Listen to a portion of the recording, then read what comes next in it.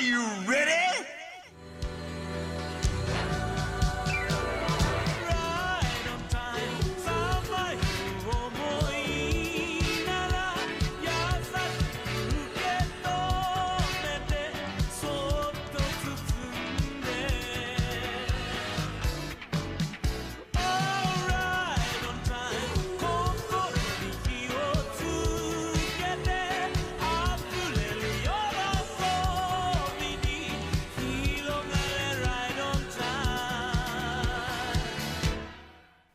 Anyway, hello, friends, to one of the videos where we get pissed the fuck off.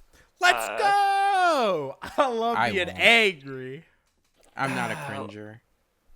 I would love to see. Look, okay, Nun, you go ahead and be zen. I have a 4 hours to go article.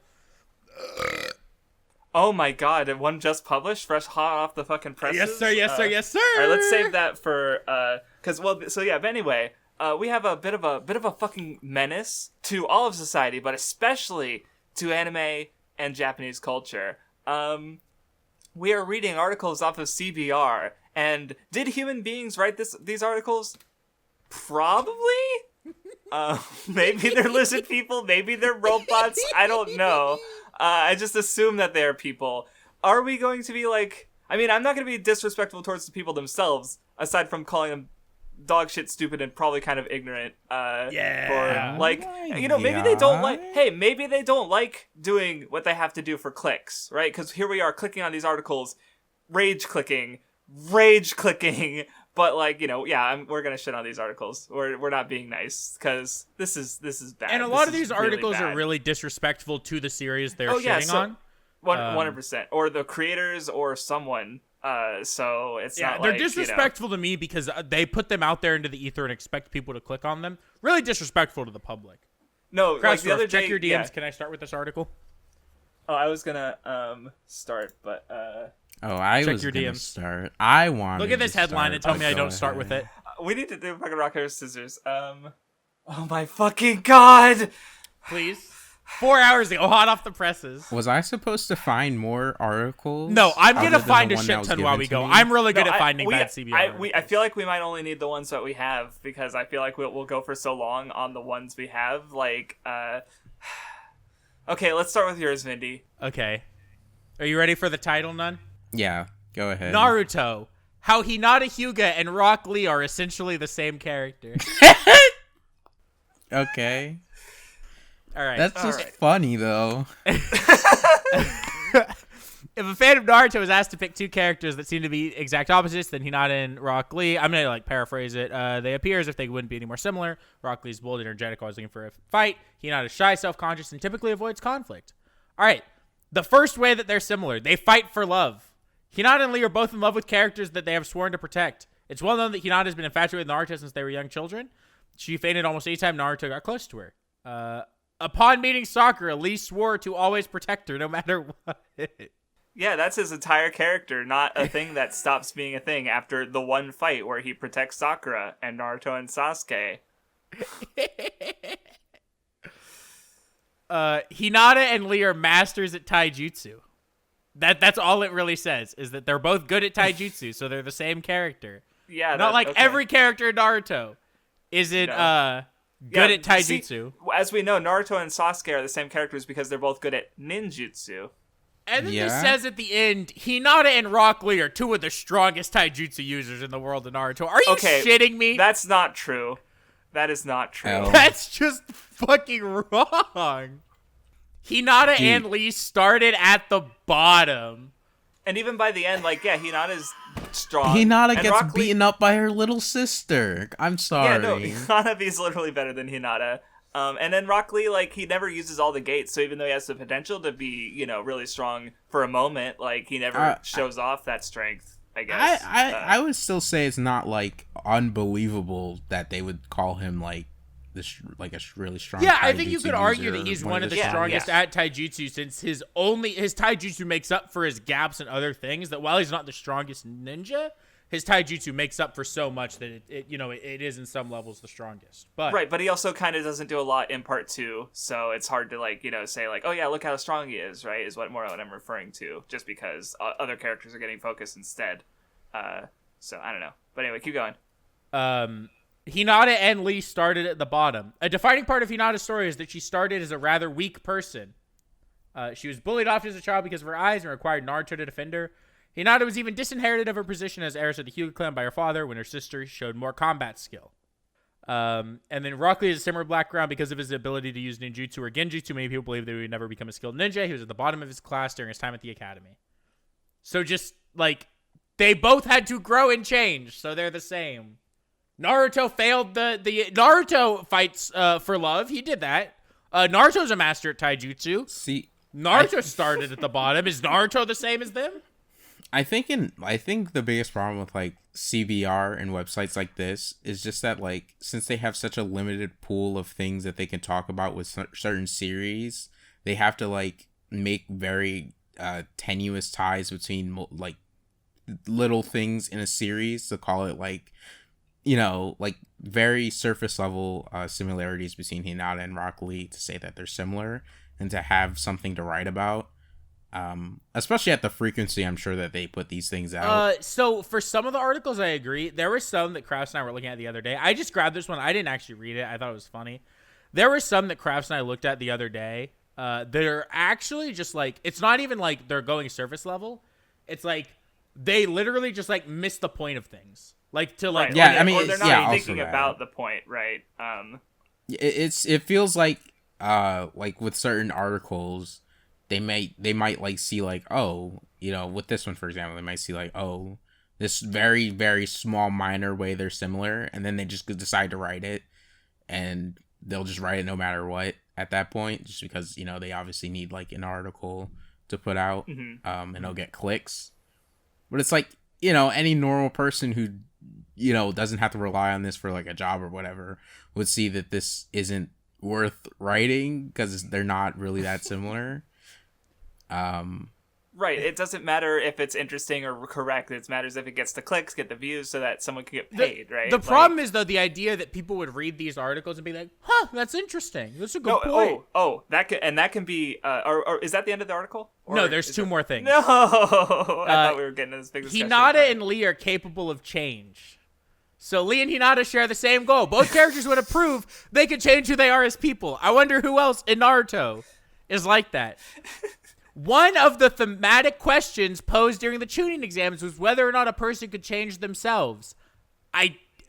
Okay, hold on. Sure. I guess. Hold on. Listen to what they say, because they completely missed the point. Oh, no, because that's a fair... Neji Hyugas believed that a person who started as a failure like Lee and Hinata would always remain a failure for the rest of their lives.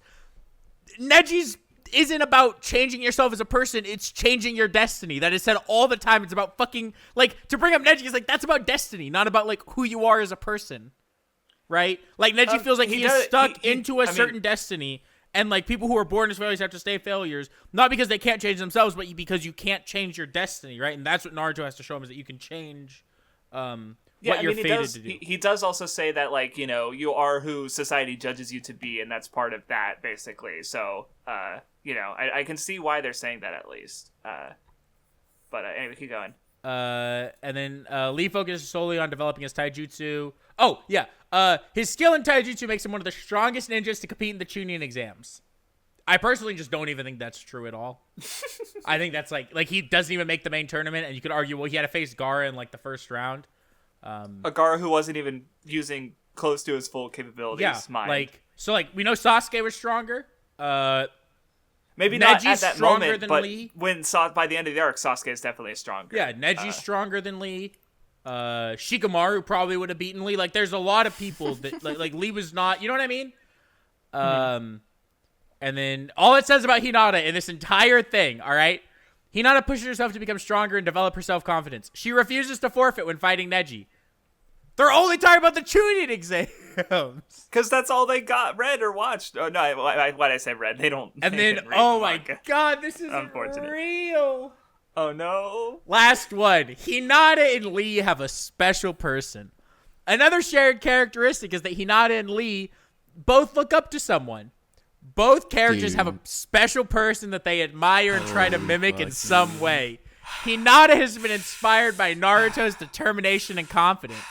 And then for Lee, it says, Lee has a similar relationship to Might Guy. Lee aspires to be more like Might Guy in every way. Hello? Yeah, It's it's so like- similar. Remember when Lee married Guy after the series? That's where I guess we metal know came who Metal Lee's from. mother is. Yeah. Dude, I don't understand like what kind of like I hope that the people who write this at least realize like how insanely dumb this sounds. I They would be probably willing to bet a don't. lot of them. I would be willing to bet they look at it and the entire time. Okay, I found another article, but I would imagine the entire I time. was wondering what that noise was. He just made a fucking grunt, like I was like, what? No. Don't worry about it. But like, I would be willing to imagine that, like, the guy who comes up with the article says, like, oh my god, I see it, and he like thinks he's seeing the lines of code in the Matrix. He's like, I got it. They're the same character. Kishimoto's a hack. It's like, dude, you're on something that's Oh my not God. good. See, the weirdest part was like, you know, towards the end there too, when it was like, you know, they both have someone they look up to. That's like everyone in the Naruto cast, and then they both have a special someone. Boruto Right, exists. Everyone like marries somebody else, or most of them get with somebody else. and have, like- exactly. Yeah, there's like two. I think it's like Ten and Kiba of the main of the guys we see in. And I don't remember Kankuro Kiba having a kid, fucks. but Yeah, all Kiba's right. too busy being a playboy and going around doing whatever. Oh no, he actually does have a girlfriend now that I remember. Yeah, but, yeah. And she knows the truth that he He's could have been not Hokage, gonna be a but he turned it committed down. man though. He needs to be free. all right. There's gonna But be yeah, I was no gonna ring say, on that like, man's finger. Anyway, this article is definitely like what I hate about bad comparisons, because it has to like remove so much of their actual characters that it like you're not even like there's so many other characters in Naruto who have a lot of these aspects too. But like Naruto. Yeah, that's the biggest thing to me looking at is like every single thing they attribute to all these other characters are things you could attribute also to like Naruto. And then when you think about the point of Naruto, it's like, oh, wow, characters have similarities, and maybe through those similarities, they're able to bond. All right, Interesting. anyway, we got to go on to the next one, I think. Like, imagine there was an article that was like, Naruto and Sasuke are kind of the same character, actually. Like, are you fucking trolling? Or like, know- even worse, Naruto and Jiraiya more similar than you think? Naruto and Pain, Naruto and Obito more similar than you think. Like, come on. So anyway, Naruto so this and Naruto are the same. Episode 1 secret. All right, that's good. All right, so this is where I think CBR is like, oh, we're just gonna say things, and you're going to fucking believe them, or we will shoot you. Attitude gets really insidious and like bad. What did you? Are you laughing at what I said? Or did you look at the article? I'm looking at the article. No shot. This All is right, real. yeah, no, don't look at it. Don't look any further. You can't. I Because... already clicked through it all. I'm sorry. Oh no, it's really bad. It's really bad. Okay, so anyway, believe it or not, One Piece has been going for 20 years. And with all these mind-blowing ideas and characters, one must imagine where the author got the inspiration from. Holy shit. Yeah. So what? The article is 5 manga that inspired One Piece, and 5 pop famous manga that influenced One Piece, and 5 that aren't very famous. Yeah, look. The thing that was making me say holy shit there is the fact that they think those manga are not so famous. All right, so 10. The first famous series that influenced One Piece. Sailor Moon. Transformation sequences are a big part of anime and manga and have been for a long time. One Piece is a pirate series, but it's got, Frankie the Cyborg, and it's got Sanji's family, Germa 66. They have transformations, just like Sailor Moon. It's like these people aren't even like trying to like actually think about like because we've talked about this before, right? Like the history of transformations doesn't come from Sailor Moon. Like you could trace Magical Girls back farther. Cutie Honey. It's right there. Mecha series. They're right there. No. Super Oh my Sentai. You've seen Power Rangers. Yeah, so, no, it literally says Sailor Moon has been around since the early 90s, so One Piece probably took some inspiration from it. The raid suits are flashy and colorful, which is reminiscent of the Sailor Scouts.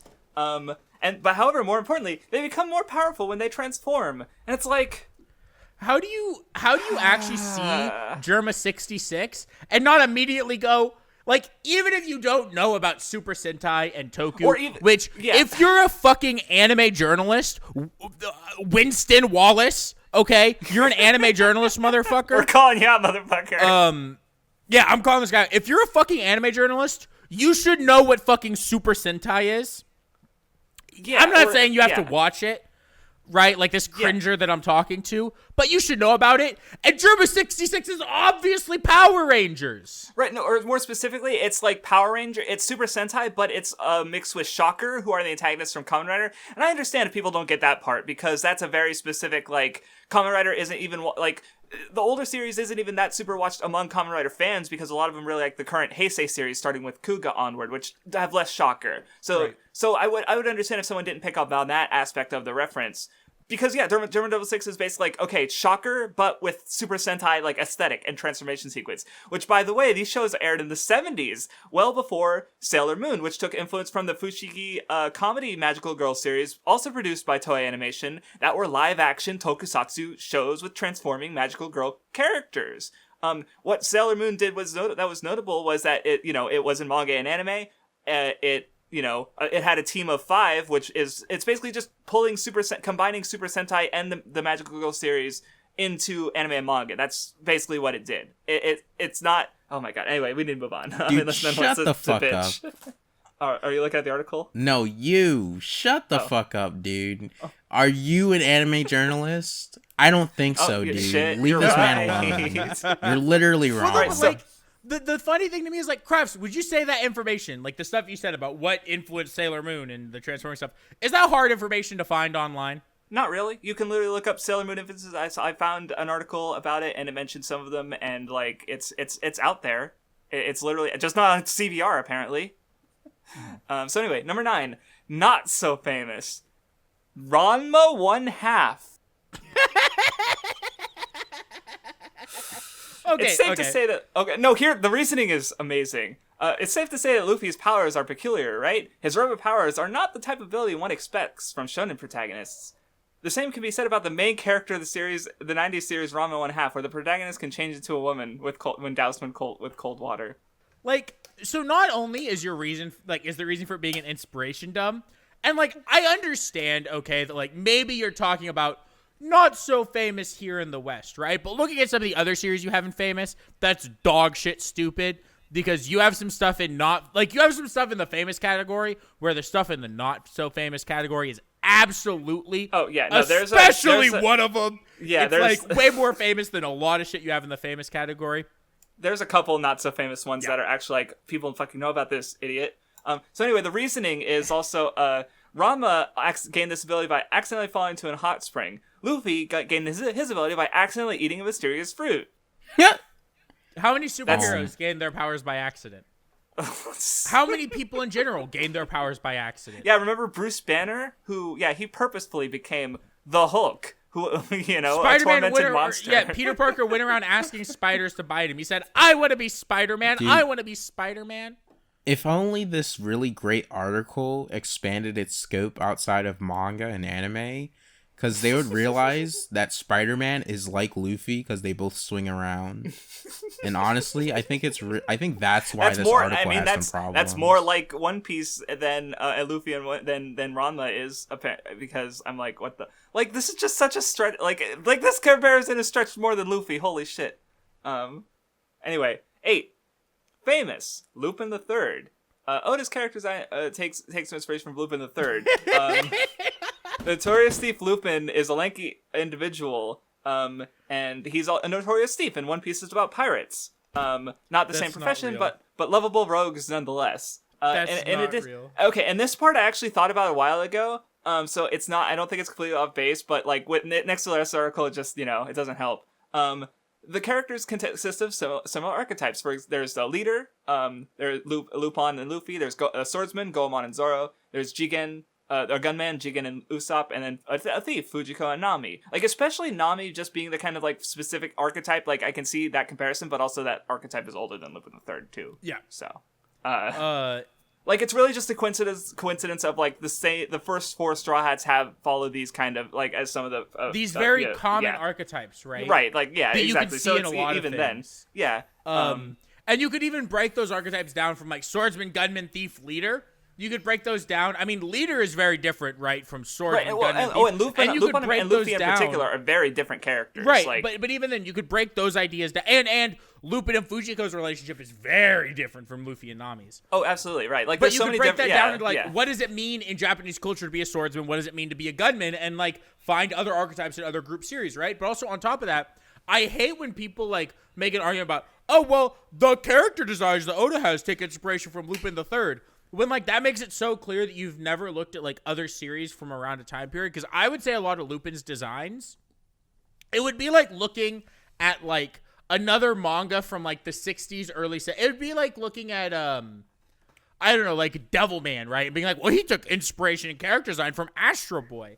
It's like, that was, like, the way that, like, that was the typical design at the time, right? Like, right, and you Monkey, know, and Monkey if Punch's you look style at light is novel pretty anime, distinct, but it's still, like, yeah, keep going. If you look at, like, light novel anime from the early 2010s, a lot of them look very similar. And that's not because they're all taking direct inspiration of character designs. It's because, like, you know, just like any medium, just like cartoons have done in the past, and cartoons still do, anime also will go through these phases where, you know, there's almost like a very, a kind of a template for character designs at the time based on the popular series that a lot of other things do, because that's part of how you sell in, like, this drawn medium, right? You appeal to what people want to see and what people think are, like, attractive characters and attractive character designs. And obviously there are going to be differences and there are going to be things that stand out.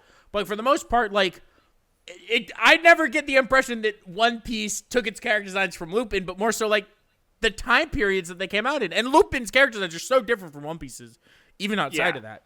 See, I think, you know, I think when people say that, like, oh, it had to been, like, Lupin or had to been this one specific one, they miss the fact that it's just, like, you know, like, say, like, Oda did take inspiration from Lupin or something close to that time period. It could have been, like, multiple of those series coming together and seeing all of those, and that's what it takes inspiration from, but not just, like, Lupin. Like, and, like it implies that, like, Oda's, like, into Lupin specifically and thought of it while drawing One Piece, when it's just, like, it could just be, like, a collection of those things. And I think just saying one, just, like, not only kind of I don't want to say it, like, it kind of gives, like, only gives credit to Lupin instead of just kind of, like, this general era of an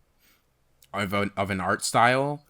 And I also think that it's just, like, you know, like, if you assume it was from Lupin and then it turns out it was from some other series that aired at around the same time, then you're just kind of, like, burying the other series that are around it. For the one that, like, right, like, which I think even goes back to the first example, because, like, Sailor Moon is obviously way more popular and known than the other Toei Magical Girl, like the live action shows that came up before then. But so by pointing at Sailor Moon, you're ignoring these other shows that it took influence from, right? So yeah, it's like, so and from what I know, Lupin it was pretty standout, but I think it's still, like, I don't know, it's not like at least this next comparison I do think makes a lot of sense. And I think Oda has even mentioned, or at least he has a connection to Kinnikuman already established.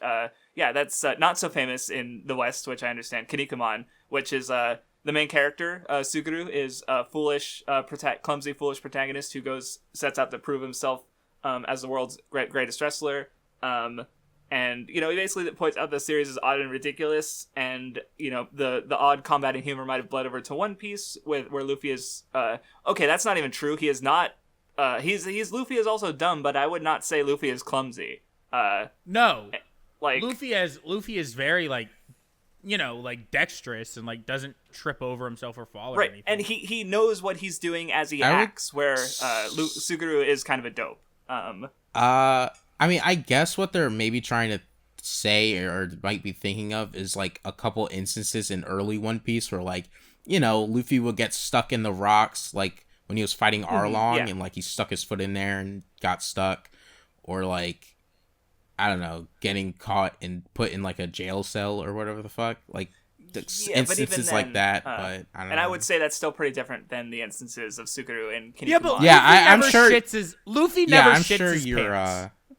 talking about different things. I think it's kind of cringe to say he's just as clumsy and foolish, but also, and here's the thing I want to talk about, and this is the thing about like experience, but also like, I understand the idea that Kinnikuman may be not so famous in the West, insanely famous in Japan, and you know 100%. where else Kinnikuman is super popular, or at least popular enough to be known, is in the wrestling community, because wrestling move that a lot of people know is the Muscle Buster, which comes from Kinnikuman, right? So a lot of people at least have heard of it because, they've seen Samoa Joe secondhand, Samoa Joe uses the Muscle Buster. That's Kinnikuman's move, right? Like, and it's the Kinniku Buster in Japan, but when it gets brought over, they end up calling it the Kinniku Buster because, even if they don't know it's from Kinnikuman, it's the Muscle Buster. Like, Kinnikuman is super popular and has a super big influence on a lot of things, right? Pro wrestling is one that it actually has like a legitimate influence on.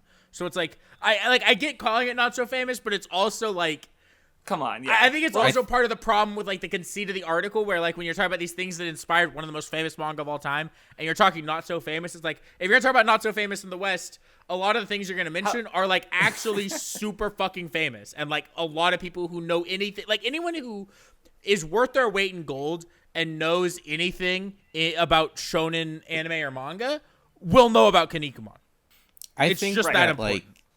It makes sense why they think it's not so famous and would try to say that, but I think it's just kind of like reductive to just call them not so famous and like unnecessary for them to have this not so famous super category. Unnecessary. We'll get to some later. Yeah, the next not so famous is really dog shit, by the way.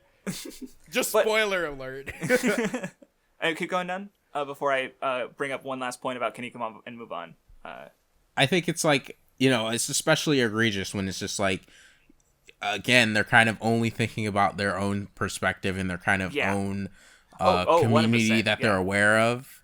And I get when it's like really incidental, but like there's no way they didn't know for at least one of the not so famouses, but they just kind of decided that only like the West mattered to them.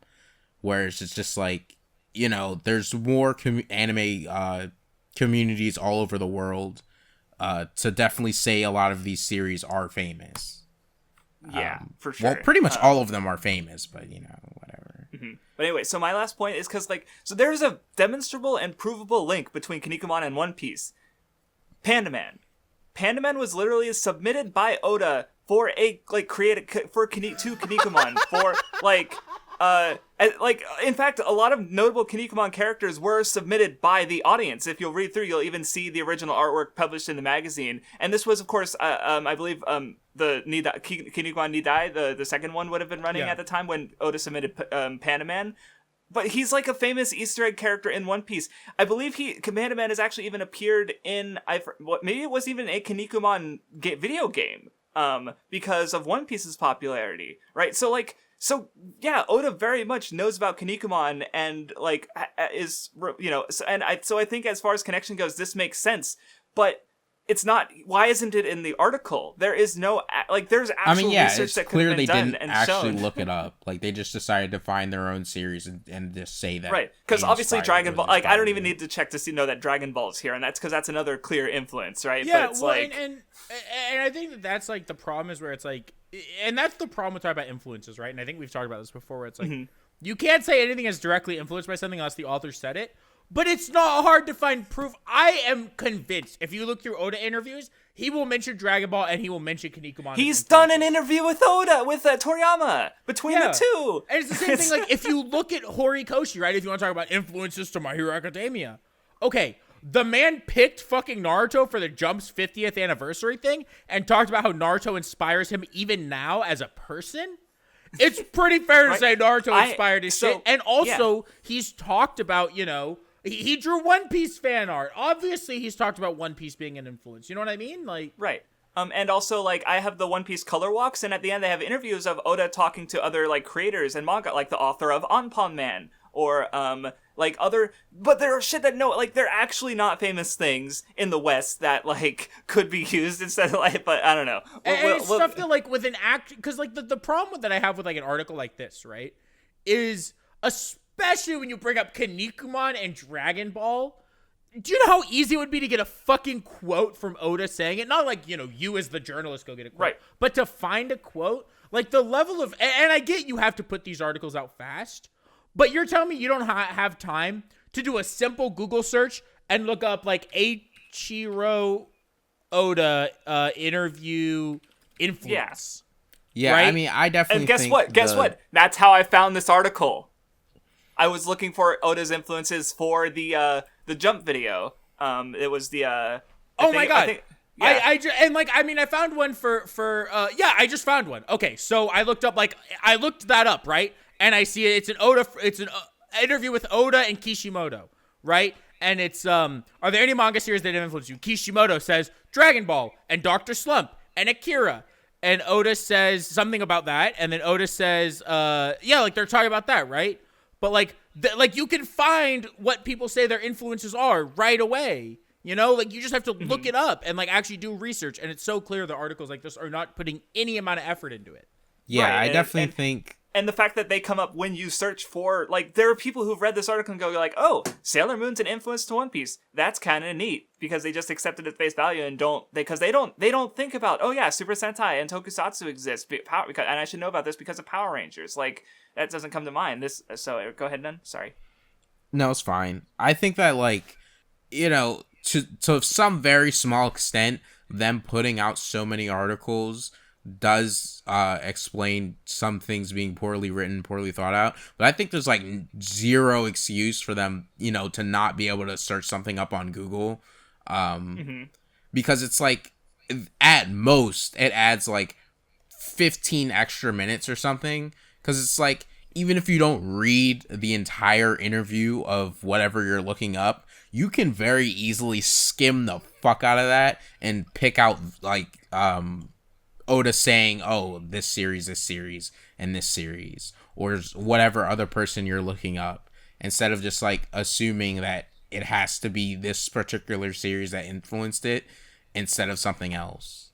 Yeah, there's just like a real like there aren't even any sources. It's just like claiming that Oda must have taken influence from this. Prove it. Show it. Where did you get this information? And like, there's zero journalistic integrity here whatsoever. It's sad. I don't like to call people lazy, like assume that people who are doing like any creative work is like lazy or anything. But this is lazy as shit. I don't fucking care to like call this lazy. Like, this is fucking lazy. Especially when he has things that you can very easily find. Like, he didn't mention Panda Man, right? And I bet if I look up Eiichiro Oda Panda Man, Kinnikuman, or if I just look up Kinnikuman.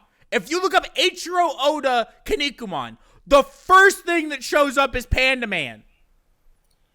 Like, even if this guy didn't want to, like, care and, like, like, he wanted the number of influences to be 10, and he wanted to be 10 no matter what, and he could only find Oda saying, like, maybe 5 or something, and then that's why the other 5 are, like, bullshit and, like, really stretches, but he didn't even look up like a single one of them, clearly. It's so sad, especially with his reasoning as to why some things I'm are actually relevant really to One Piece. Now I'm afraid for the Dragon Ball reasoning, because that one's like one of the most like clearly known ones, and I'm like, well he does at least know some things, because I was gonna get onto the other one, the next one, famous Rurouni Kenshin. Okay, never mind. Holy shit! Seeing that Oda was an intern for the creator of Rurouni Kenshin. That's like, how do you? He still gets it wrong. He still fucking gets it wrong, because I don't think it's a secret that, because it wasn't just So also Oda, the author of Shaman King, and I think another creator whose name escapes me. They were basically like one editor who recognized their talent, put them under Watsuki, because he because he thought that putting these people together would be creatively fulfilling for them, because like they'd see their rivals, they'd get to work as an assistant to another. Rurouni Kenshin's kind of was popular, right? Oda, as far as I know, Oda was only an assistant for just a few months. He was not an assistant for very long, and like I think they've even talked about it in an interview and stuff. But like, intern. But yeah, it says, he most certainly incorporated those experiences as an intern into his manga, both art and story. On the surface, the two series are different from each other, but they cross paths in more ways than one. Rurouni Kenshin takes place in feudal Japan and consists of samurai. Oh my god. Its most obvious influence on One Piece can be seen in the Wano arc, which takes place in a pastiche of feudal Japan, because Rurouni Kenshin invented feudal Japan. Apparently. That's it. I don't even think we need to explain that, why that one's dumb. Yeah. Okay, anyway, this one is number 5, God. not so famous. Akira. Before its popular film adaptation... Not so famous! Akira! Hold Did you on, not see no. that one? No, I did. This I just wanted to pretend to ham up my reaction. Okay, so that was me like completely like making it up.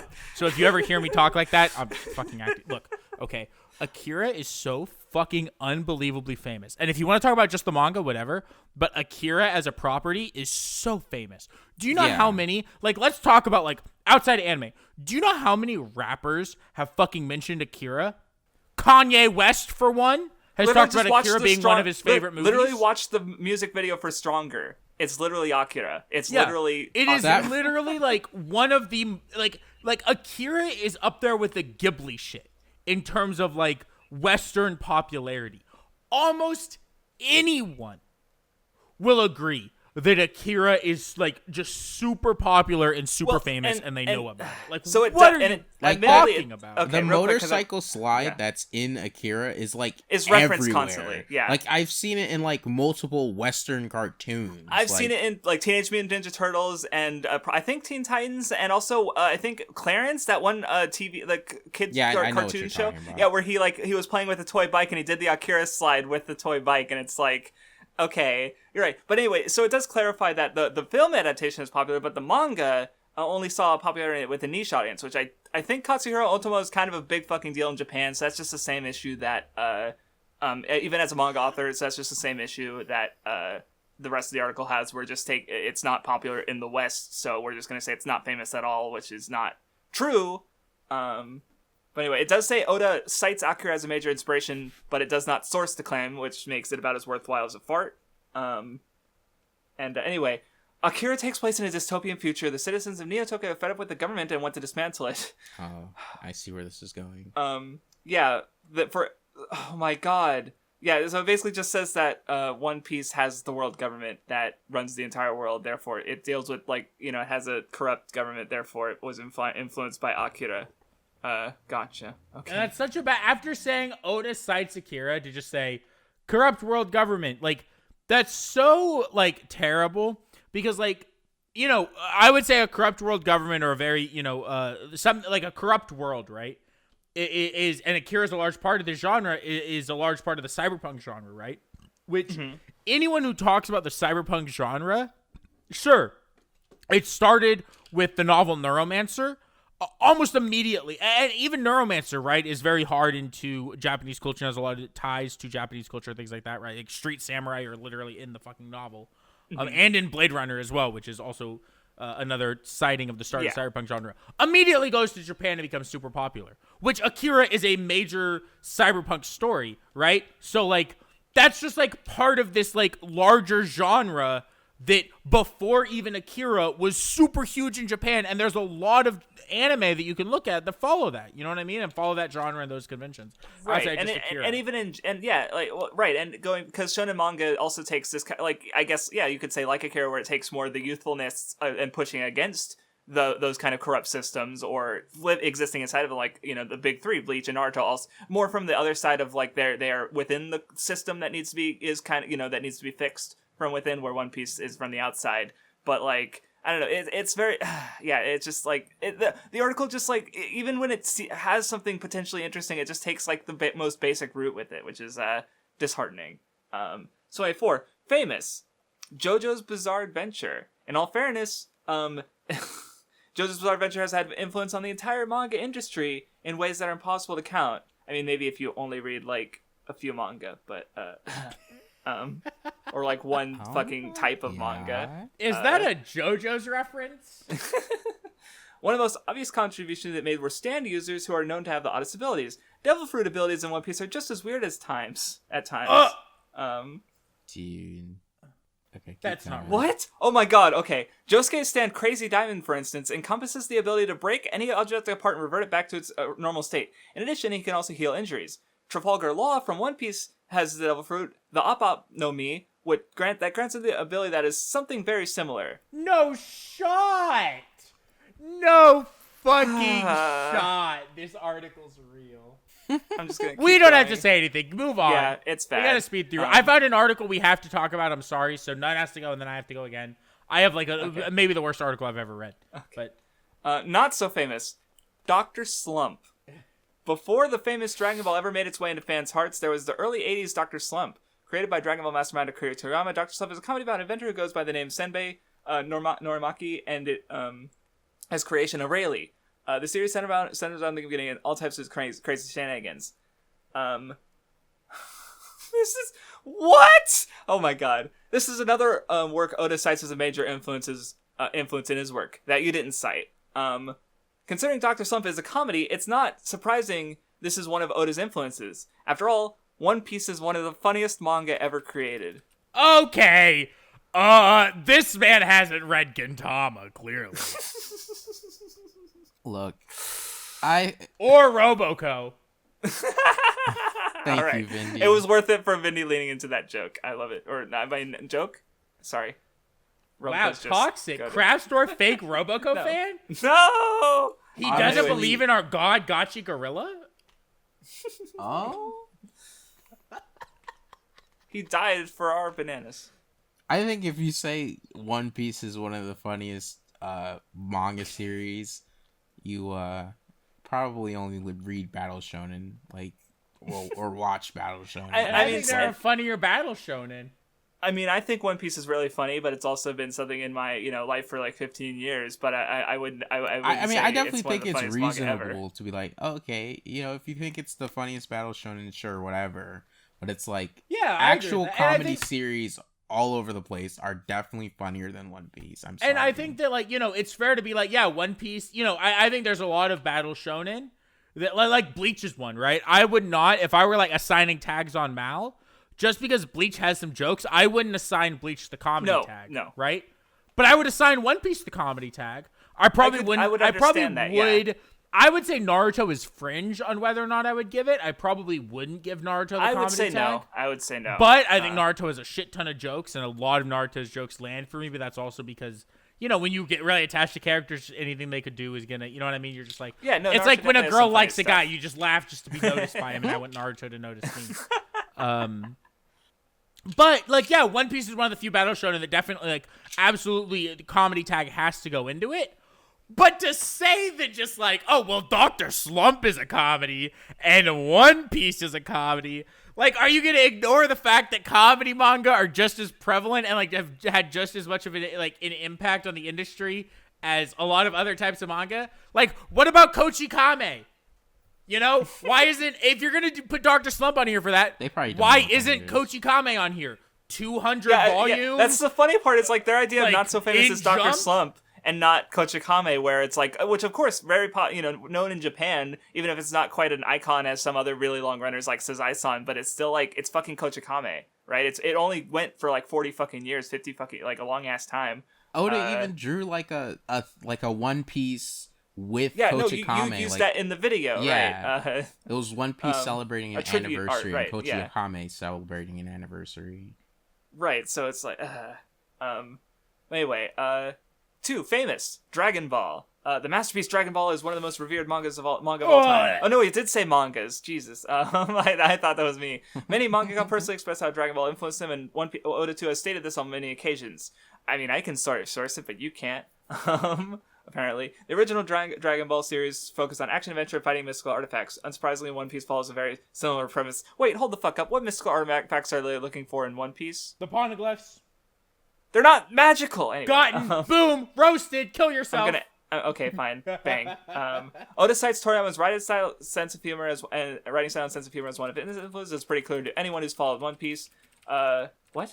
The characters Oda and Toriyama created are abstract at best, which leads to a lot of parallels. What the fuck do you mean by that?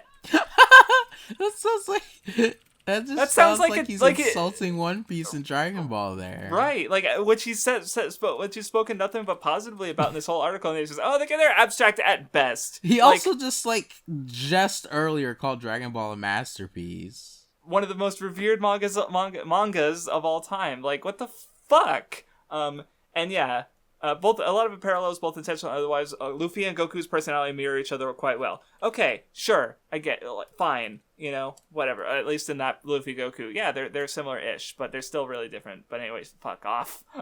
So anyway, last one, not so famous, Outlaw Star.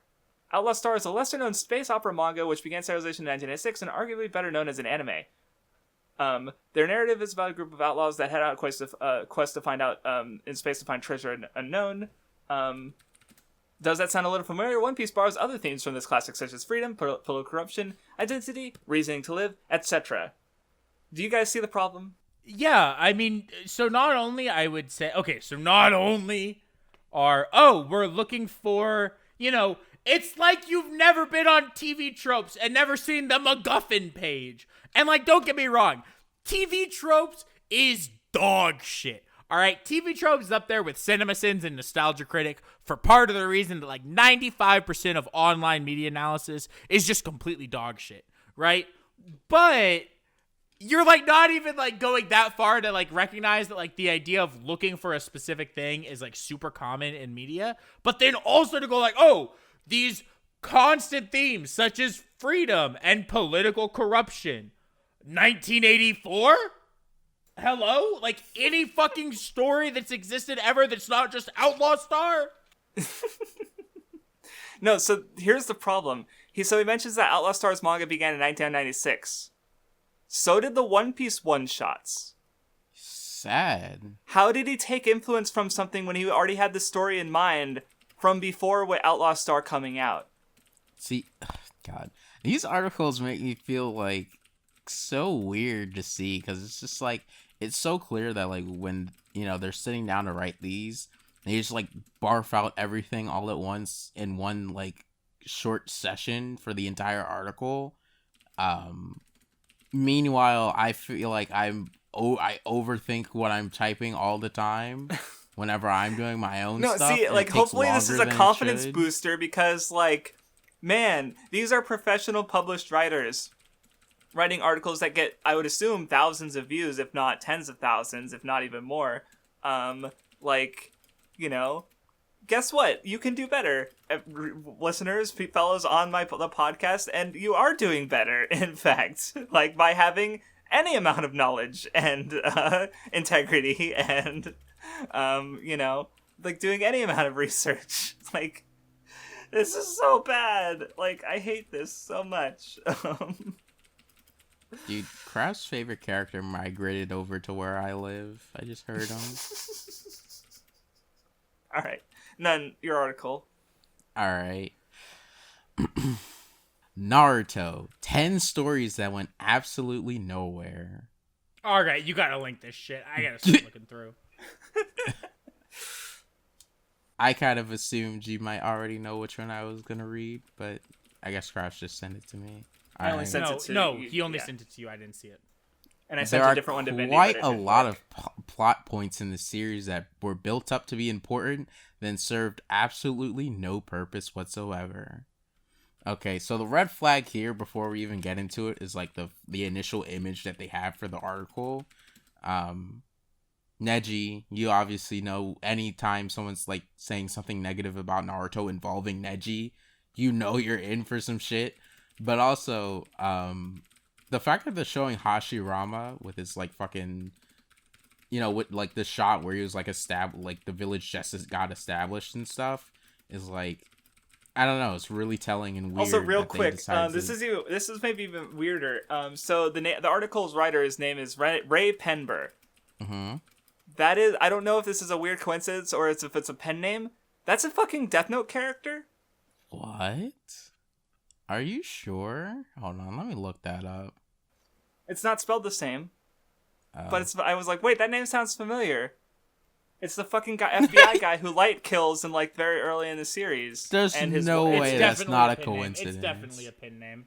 Yeah, I know. I saw that. And I was like, what the heck? Why would you pick that though? What?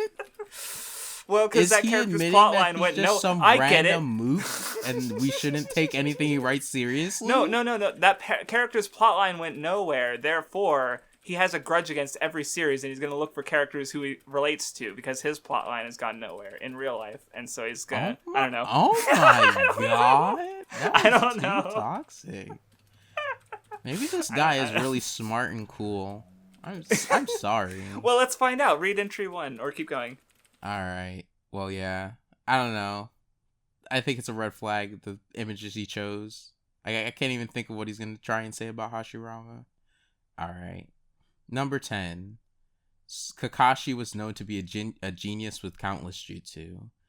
Kakashi was one of the greatest jonin of Kono Hagakure and an incredibly powerful fighter, thanks to having the Sharingan.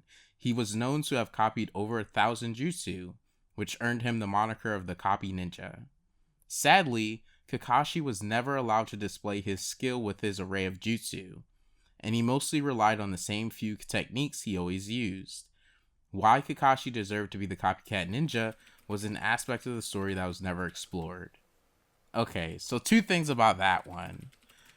One, I do actually think it is reasonable to say that, like, he doesn't use a fuckload of jutsu, at least compared to what he was, like, talked up to be. Like, I don't really have a problem with somebody saying that. Especially when, like, I do think he has, like, a general moveset of jutsu that he sticks with that's within his style that I can think of. Mm-hmm. Well, that's the thing is, like, there's an old, like, folk fable I think about, because I remember hearing it, and I'm like, that makes sense. There's, like, a cat and a fox, and they're being hunted by huntsmen with dogs.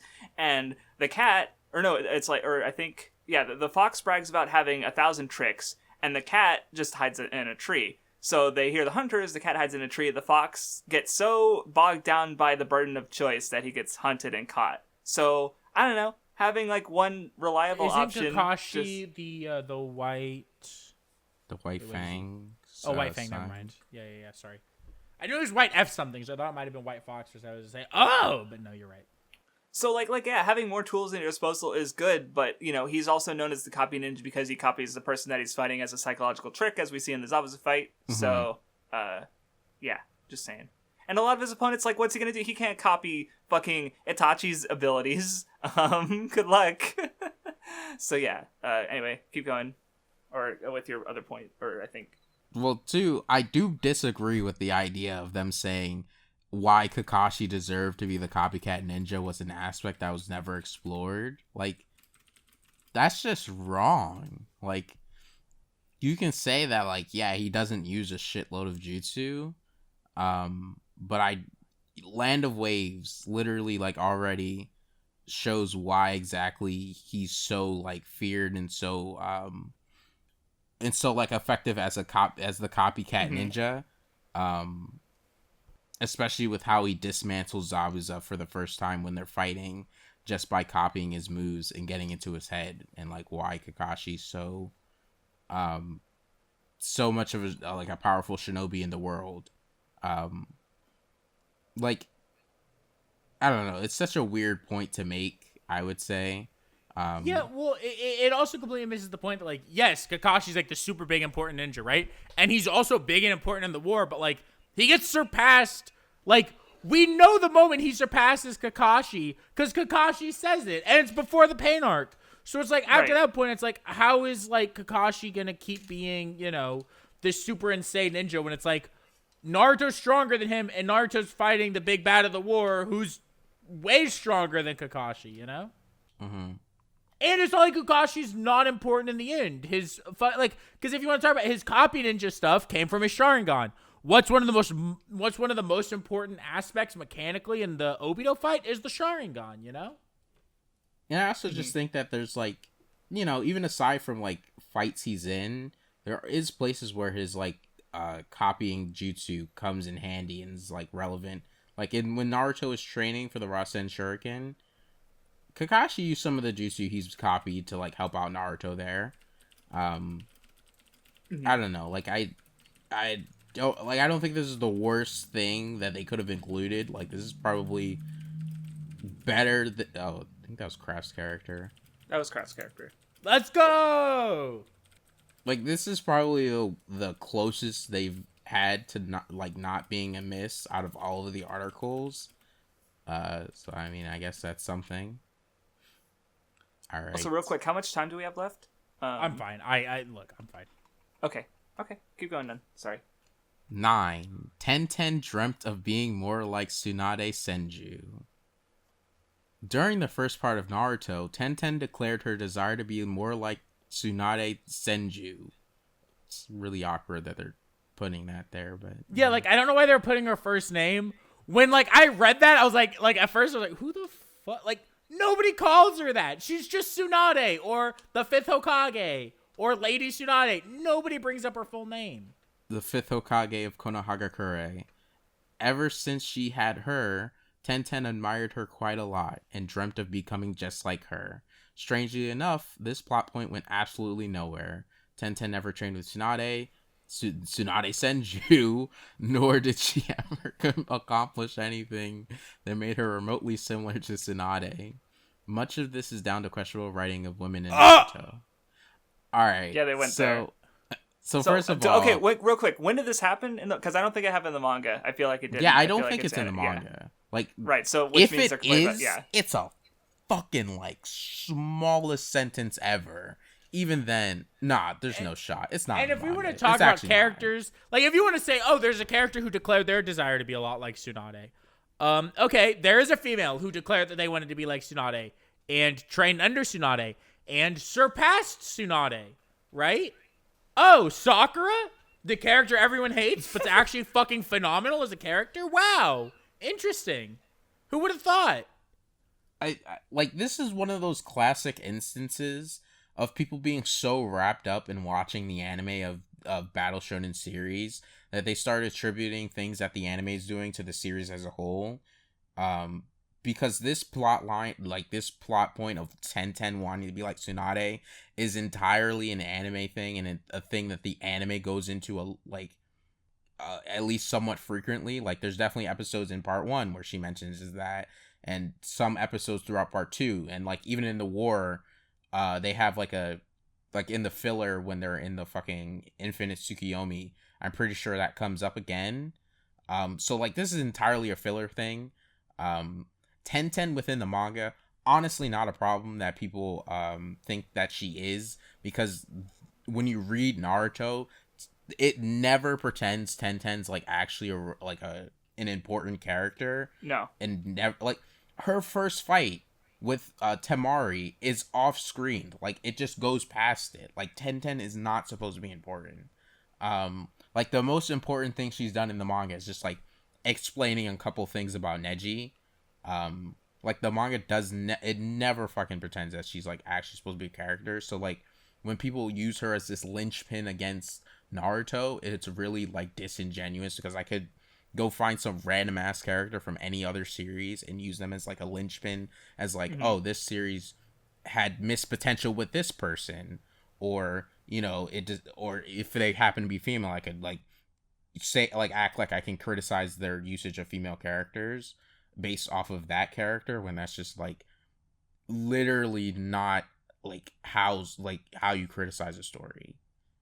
And, you know, obviously at the end they had the classic jab at the writing of women in Naruto thing, because it's safe, because everyone agrees with it, so even though it's wrong. It's so like, okay, I mean, I've talked about this before. The reason that like it's so dumb to say that women are poorly written in Naruto just comes down to like a super like misogynistic, like legitimately patriarchal view of how like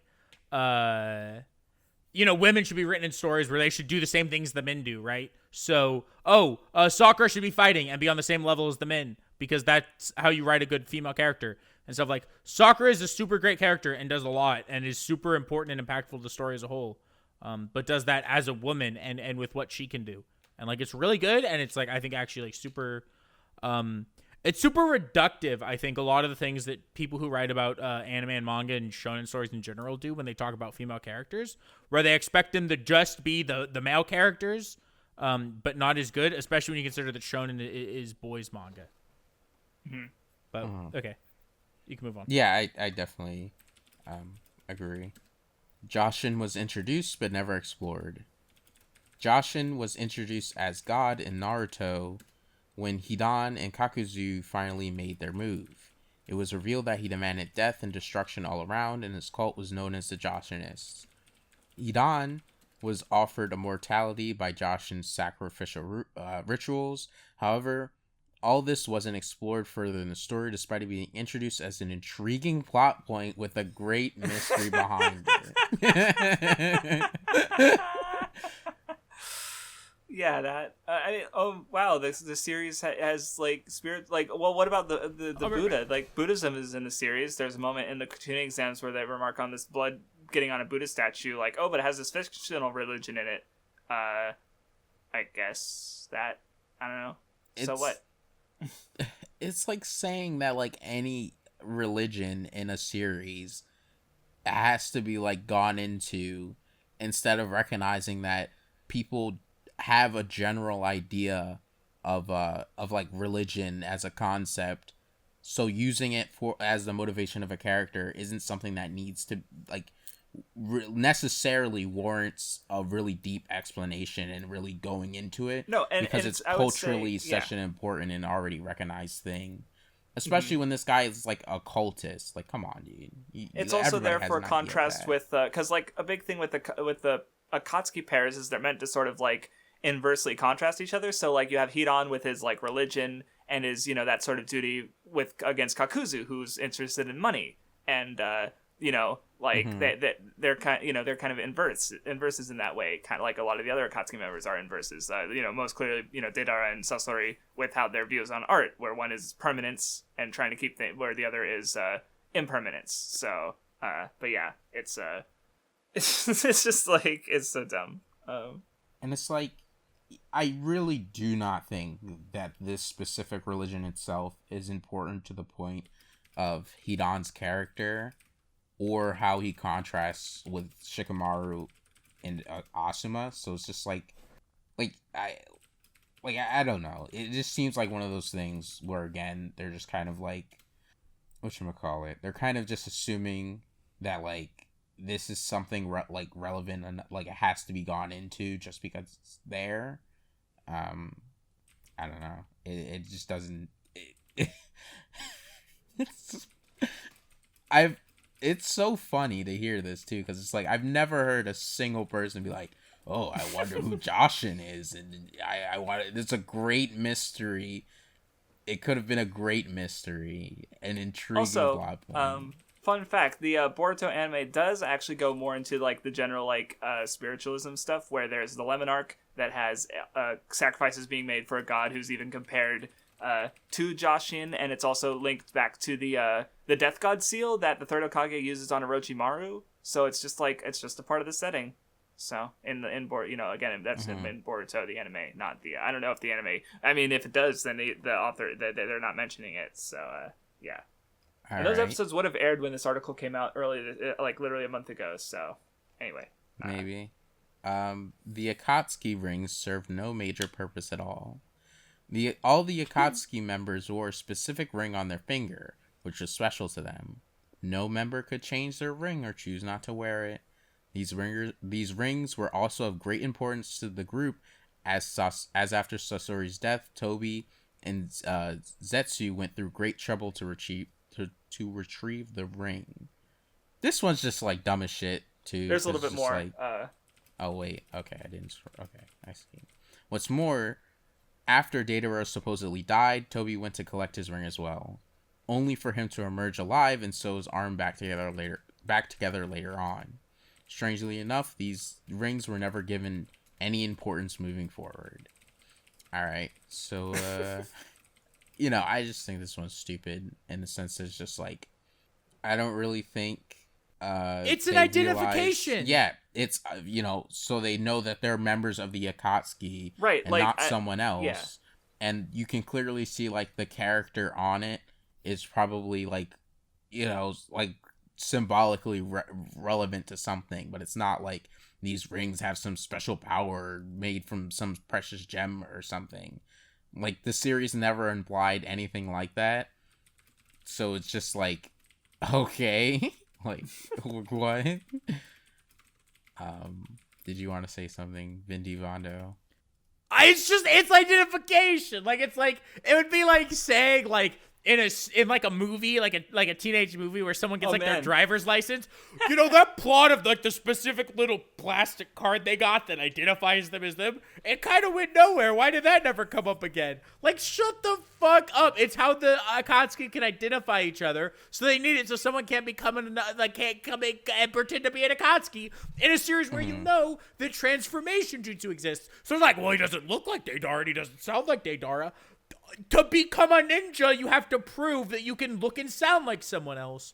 So clearly, the rings are how they can identify these Akatsuki members, the Akatsuki members. It's like that simple. It's like you put two and two together and especially get 4. when they don't normally meet and interact with each other. Like that, like them meeting all at once was rare, and they usually did, they don't necessarily know all the other members of the group, right? So they do meet some of them, but it's not like a guaranteed thing. So anyway. It also seems like it's super easy to just get one of their cloaks, their coats, or whatever.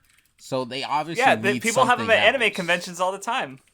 They obviously need something else to identify each other, because like Sasuke's worn one. I'm pretty sure Suigetsu and I think that all four of them joined Akatsuki, so it would make sense that that's where the rings went to the new Akatsuki members, and it didn't matter because it's just fucking identification. This next one is so dog shit, by the way. The Anbu were never given any special role in the story. The Anbu were introduced as some of the greatest shinobi in Naruto, who specialized in covert operations and assassinations. The organization was incredibly hard to break into, even harder than becoming your average jonin. One would expect them to have some incredible shinobi in their ranks, but surprisingly, there were none in the story who stood out as special in the group. The likes of Kakashi and Yamato left the organization, as did Sai once he was assigned to Team 7. Needless to say, the Anbu never came into play, even during the Fourth Great Ninja War. Okay, I have one thing to say about this, and I think it covers everything about the Anbu Black Ops. So you guys ready? Go ahead. Danzo.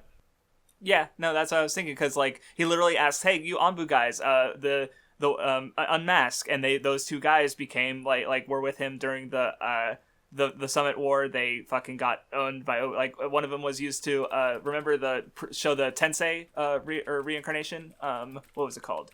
Right, like those two guys. You know what I'm talking about. Right, like. Yeah, Danzo is the leader of Anbu, and he's literally like the dark side of the village. Like it's literally like, it is, you idiot. Like, hello, were you paying attention? I'm sorry.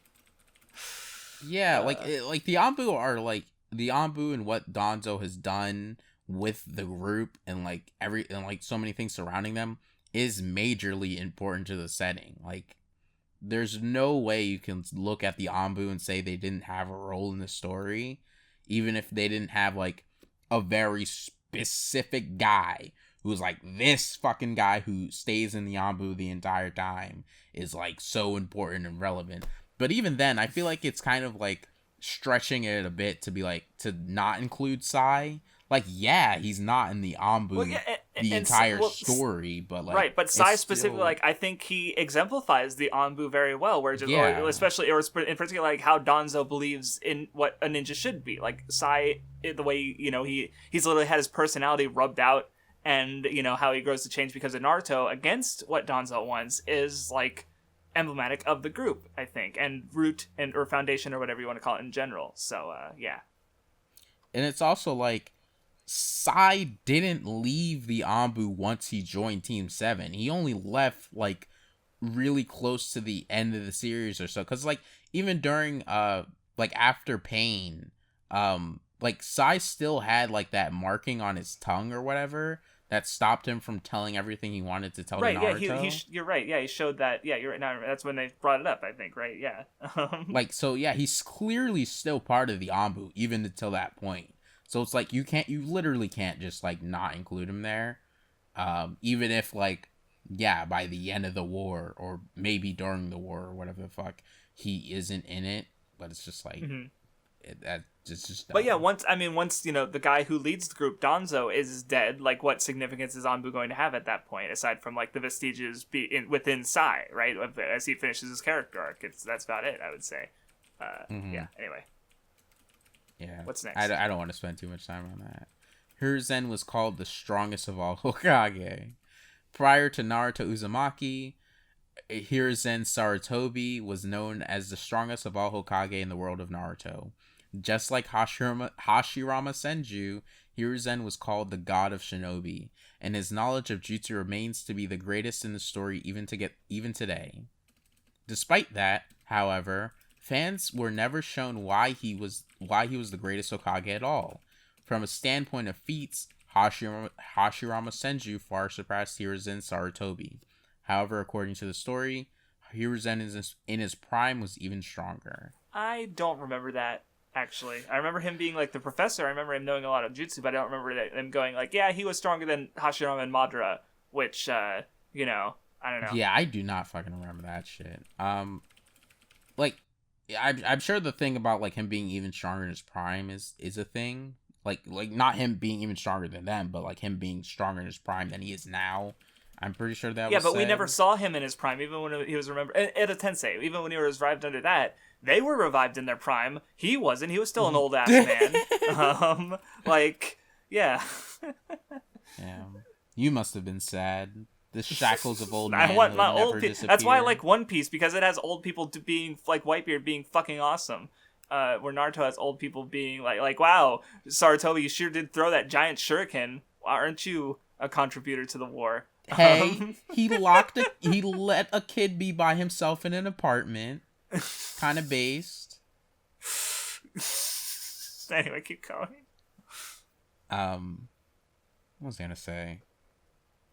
Oh yeah, I mean, like, see, again, this is just like a point that's like really bad, I would say, because it's like, even if I were to give him the most charitable thing possible, where I said like, oh, let's say these things were said in the manga, even, it's clearly like it's clearly by the end of the story just not even true that he would be the strongest after we actually learn more about Hashirama and Madara and everything going on around, like, their backstory and how they connect to Naruto and Sasuke. Like, at that point, this is just like clearly shit that's not even true. So it's just like, to act like the story itself is saying that he's stronger would be wrong. Like, it's not saying that anymore, and it's not going with that interpretation anymore. And maybe whoever said that thing about Sarutobi was wrong, or just like didn't have all the information or something. Or maybe they were even just like talking about like of people who are alive. Like, they didn't necessarily have to be like strongest ever. Yeah. Well, he was also the only Hokage that's alive. Yeah, like, I would have to see the context for this, because I don't remember when this was said. But all right, anyway, yeah. If we don't even remember when it was said, then we should just move on, I think.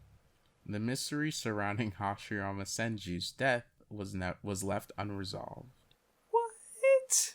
Okay, this is the reverse of the comment we read on the most recent weekly, where it was about sushi and retconning, where it's like, you can't call everything that isn't explained a mystery that needs to be solved. He just got like old and died. Just like you can't call everything that isn't like, you can't call everything a mystery that needs to be solved. Just like you can't call everything that goes back in time and explains something a retcon. What are you doing? Did they forget the Obito flashback where we see fucking Madara and Chiha still alive somehow and also super fucking old? Like, literally this decrepit old man, and Obito's like, man, how the fuck are you still alive? And Madara's like, science! And then, like, when Kakashi was a kid, okay? Kakashi, the fucking third Hokage, who was the first Hokage's pupil, was an old man. He got old and died. We didn't need a fucking mystery for it. It's like, if people wanted to use this logic, you could start, like, looking at One Piece and being like, oh man, Law was gone for all this time and then reappeared. The mystery of what Law and his crew were doing.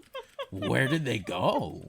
Where was Kid? Like, you could just do that for, like, anything. Like, what? Yeah, we don't even need to read it, I don't think. I'll skim it. Hashirama was the first Hokage and strongest of all ninjas during his time. His strength was such that even Madara couldn't defeat him. However, Hashirama died and was never explored at all. Well, it said he was killed. Reanimated, he was brought back to life, close to full strength and shouldn't be capable. His death not having any importance was a very strange decision. See, I think it's just them, like, being really stupid and not thinking about, like, he just died of old age. Like, wait, no, hold on. Oh, wait, no, never mind. I was misremembering events. I don't know. I don't think it's not. It wasn't shown because I don't think it was important. Anyway, keep going. I'm done with this article, but the article's not done. Naruto's Yin Yang release was seemingly lost important. Wait, hold on. Naruto's Yin Yang release was seemingly lost importance after the war. Nice editing there. Yeah, that's worded nice really proofreading. Weirdly. Naruto Uzumaki received Six Path Chakra of the Sage of Six Path during the Fourth Great Ninja War. This power allowed him to perform miracles like heal Kakashi's lost eye, restore Might Guy's dying life force, and even save Obito Uchiha from inevitable death. What? He didn't... What? Obito died. What? Okay. What's more... I don't know, yeah, what they're referring to. What's more, Naruto could infuse Yin Yang release into truth-seeking balls and nullify all forms of ninjutsu. I read the next paragraph. It's like, what? After the war, this power was never seen again and lost all importance. The Yin Yang release opened up a world of possibilities in the story, only to go absolutely nowhere. The story was over. After the war and after the Sasuke fight, the story's over. Like, even if you want to talk about, like, the last or Boruto, it's like this story's fucking over. What were you? Oh god, yeah, I can't. We gotta move on. This is so. Oh my god. Yeah, it's just like a not paying attention thing. You'd have your answer there. Ino was supposed to be the head of the Yamanaka clan. The Yamanaka clan is known to be one of the most prestigious clans of the Konohagakure and is responsible for the Konoha barrier team. Their last known leader, Inochi Yamanaka, died during the Fourth Great Ninja War, along with those at the Shinobi Alliance HQ, with the strange exception of Ao. After his death, Ino was supposed to become the leader of the Yamanaka clan. However, this never came to be. While Ino does lead the barrier division of the village, the plot point of her leading the clan was completely abandoned. Wait, it literally doesn't come up. It's literally not important. Like, I don't even remember it coming up. Oh, she's supposed to be the leader of the clan. Okay. Is Shikamaru the leader of his clan? Is Choji the leader of his clan, even though all their dads are dead? It's never mentioned for any of them. I don't remember it coming up at all in Boruto, because it doesn't fucking matter. Yeah. And doesn't Ino run the fucking flower shop that her family runs? Wouldn't that make her the leader of the fucking clan? Yeah, and like they mentioned the information, she's literally like the head of the fucking psychological links and security for the village. Like, she's been more important lately in the Boruto anime than fucking Choji has, for sure, because the security is important with Kara going around, so she's kind of like a big deal. Like, even if she's not leader, like how, like you're just, but she's not specifically mentioned to be the leader of the clan. So, look, I don't want to put words in this person's mouth or anything, or like imply some things about this person. Oh my god! I saw the last one. What? Sorry. Look, I'm mad. I feel mad. like when you think about like them bringing up 1010 or Ino, instead of like, as you guys are trying, like, kind of mentioning, like trying to say this about like Choji or anything, it just seems kind of, I don't know, dude. Like, they always go after like the female characters in these series. No, No, that's the When, thing. like- Only Ino is being held to the standard, not Yeah, Shikamaru, like nobody not cares. Choji. That Choji or Kiba, well, not nobody, but like it's such a much less talked about point, and people can like get over it with those two, but not when it's like Ino or Ten or something. You know, it's like really weird. Mm-hmm. And also, I'll read like, the last one so we can fucking lose our. Yeah, Oh, sorry, you weren't done. yeah, I know. I'm sorry. I just wanted to bring up the point that it's just like the reason It's why no. more stuff about like them leading the clan and all these things isn't shown is just because we know that the cast of Naruto has become so important in Boruto that they're all in really high positions, and the world is at peace and they're all working. It's mostly at peace and they're all working together. So it's like we don't need to see every individual clan and all this shit that like they want crammed into the story, because it's literally not something we need to see. I also hate this last line of the thing where it says the plot point of her leading the clan was completely abandoned. What was plot never a point? thing. I don't It was remember- never a legitimate I don't plot remember point. ever- At it no ever point coming was it up. like this major storytelling device or this major part of the story. You can't just take something that might be a thing, but like, oh well, this is a plot point. Like that's not how stories work. You're dog shit stupid. What the fuck is this guy's name? Ray Penber?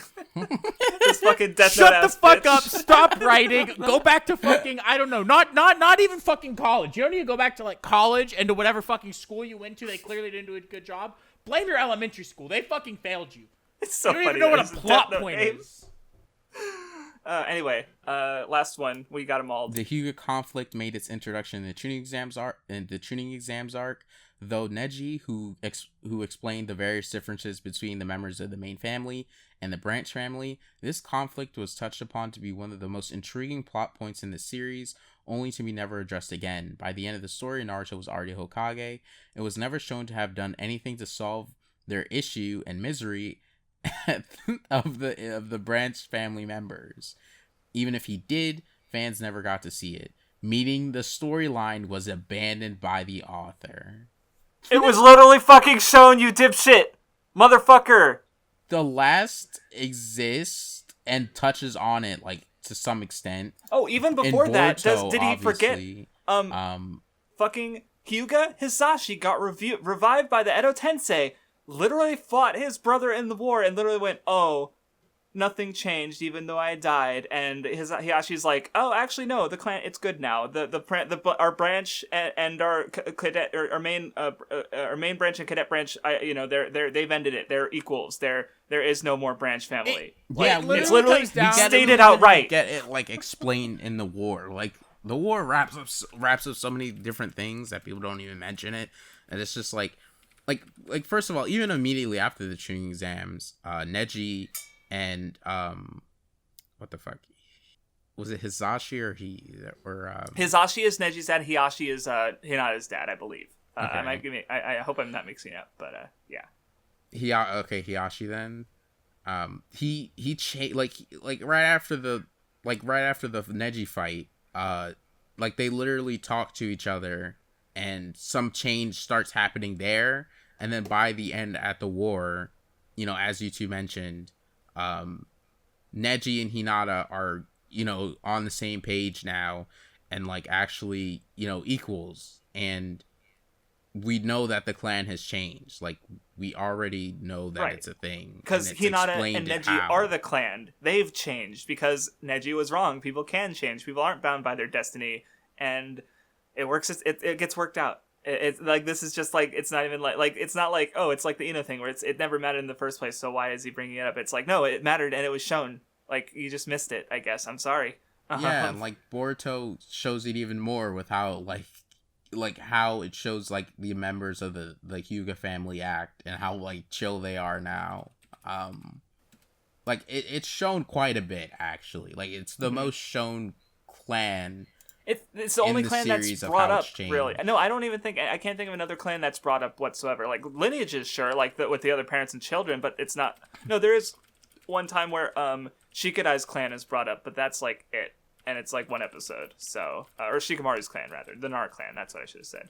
But yeah, anyway, we're done with that article. Thank God we have one more left. Please make it end. I need to bring up something that's too important not to. And I'm just so upset about it, dude. You can hear how angry I am, you know? I'm so mad, dude. Anyway, this terrible article exists on CBR, and I'm not gonna read it or anything, and I'm not gonna go into it, but just kind of shows why CBR doesn't know what they're talking about. Terrible website. Code Geass. 10 ways Lelouch ruined his likability. This man never became less likable.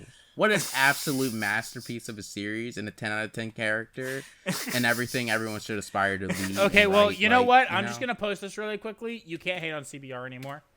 I've seen that. CBR was spitting. Roboco's so good, it makes CBR not missed. Can you imagine being a series that manages to take something like CBR and make them say something correct? Insane. Anyway, I'm done. All right, Vindy, you had one more article. All right, yeah, I do. I just hope it's not on fucking Naruto, sorry. Because that's been 2 of our articles so far. 10 unfair anime fights and how the hero won anyway. All right, so I'm just going to read. Oh, my God. Here's the part I'm going to read just so we can set up. Because here's the problem I have with this article, right? Really quickly. It's not that, like, oh, whatever, like, maybe these are fights the hero shouldn't have won, but they won anyways. Because a lot of times, they actually bring up the thematic reason they won. But, at least in, like, the headline. But he says, however, there are times when a fight is too easily won. Times where the hero should lose, but they somehow manage to win anyways. Whether it's because of a sudden power-up, tricks, or a helping hand, the element of surprise often leaves luck on the hero's side. So my problem with that is it's treating it like a bad things that these heroes won so-called unwinnable fights, right? So it's treating all of these moments like they're bad. Right? Basically right off the bat, it's just ignoring what, like, the storytelling language that these stories are using by having characters fight. The same language that wrestling uses. The same language that martial arts films use. Fights have ideological conflict, and the mechanics of the fight feed into that conflict. So just go like, oh, well, this character shouldn't have won because they were weaker, is missing the point. I need to say this now. Like, this person who wrote this is incurably retarded. Like, her, Melissa. Well, this is her only article. Loves watching Shounen and listening to anime OST. Thank you, Melissa. Look at this picture that they showed for this article, right? And we'll get to the fights. Both of those are in here. Both of those are in here. Both of those are in here. Both of those are in here. I saw they're in there. I saw it. I was gonna bring that up. Tanjiro doesn't even win. He does not even win. He literally fucking doesn't win. Rui is still alive. And Giyu, one of the best characters in the manga, comes in and takes care of her. And, technically, there's some shit going on with Sasuke's, but fuck it. I'll let them say Sasuke won fully, but, Okay. All right, let's get into the Number fights. 10. Midoriya and Bakugo beat All Might with teamwork. My Hero Academia. The number 1 hero from MHA against 2 teenagers barely a few months into their first year of high school is the definition of an unfair fight. Midoriya and Bakugo both have powerful quirks, however, that pales in comparison to the raw power and experience All Might has. All Might was handicapped with leg and arm braces, but he still overpowered them. Luckily for Midoriya and Bakugo, they didn't need to beat All Might to win. Bakugo and Midoriya needed to cross the finish line All Might was protecting. All Might should have won, but Midoriya and Bakugo took home the victory by passing the exercise. So awkward, Midoriya. Like, yeah, get out of here for still calling him that. Just say Deku. Dub watchers.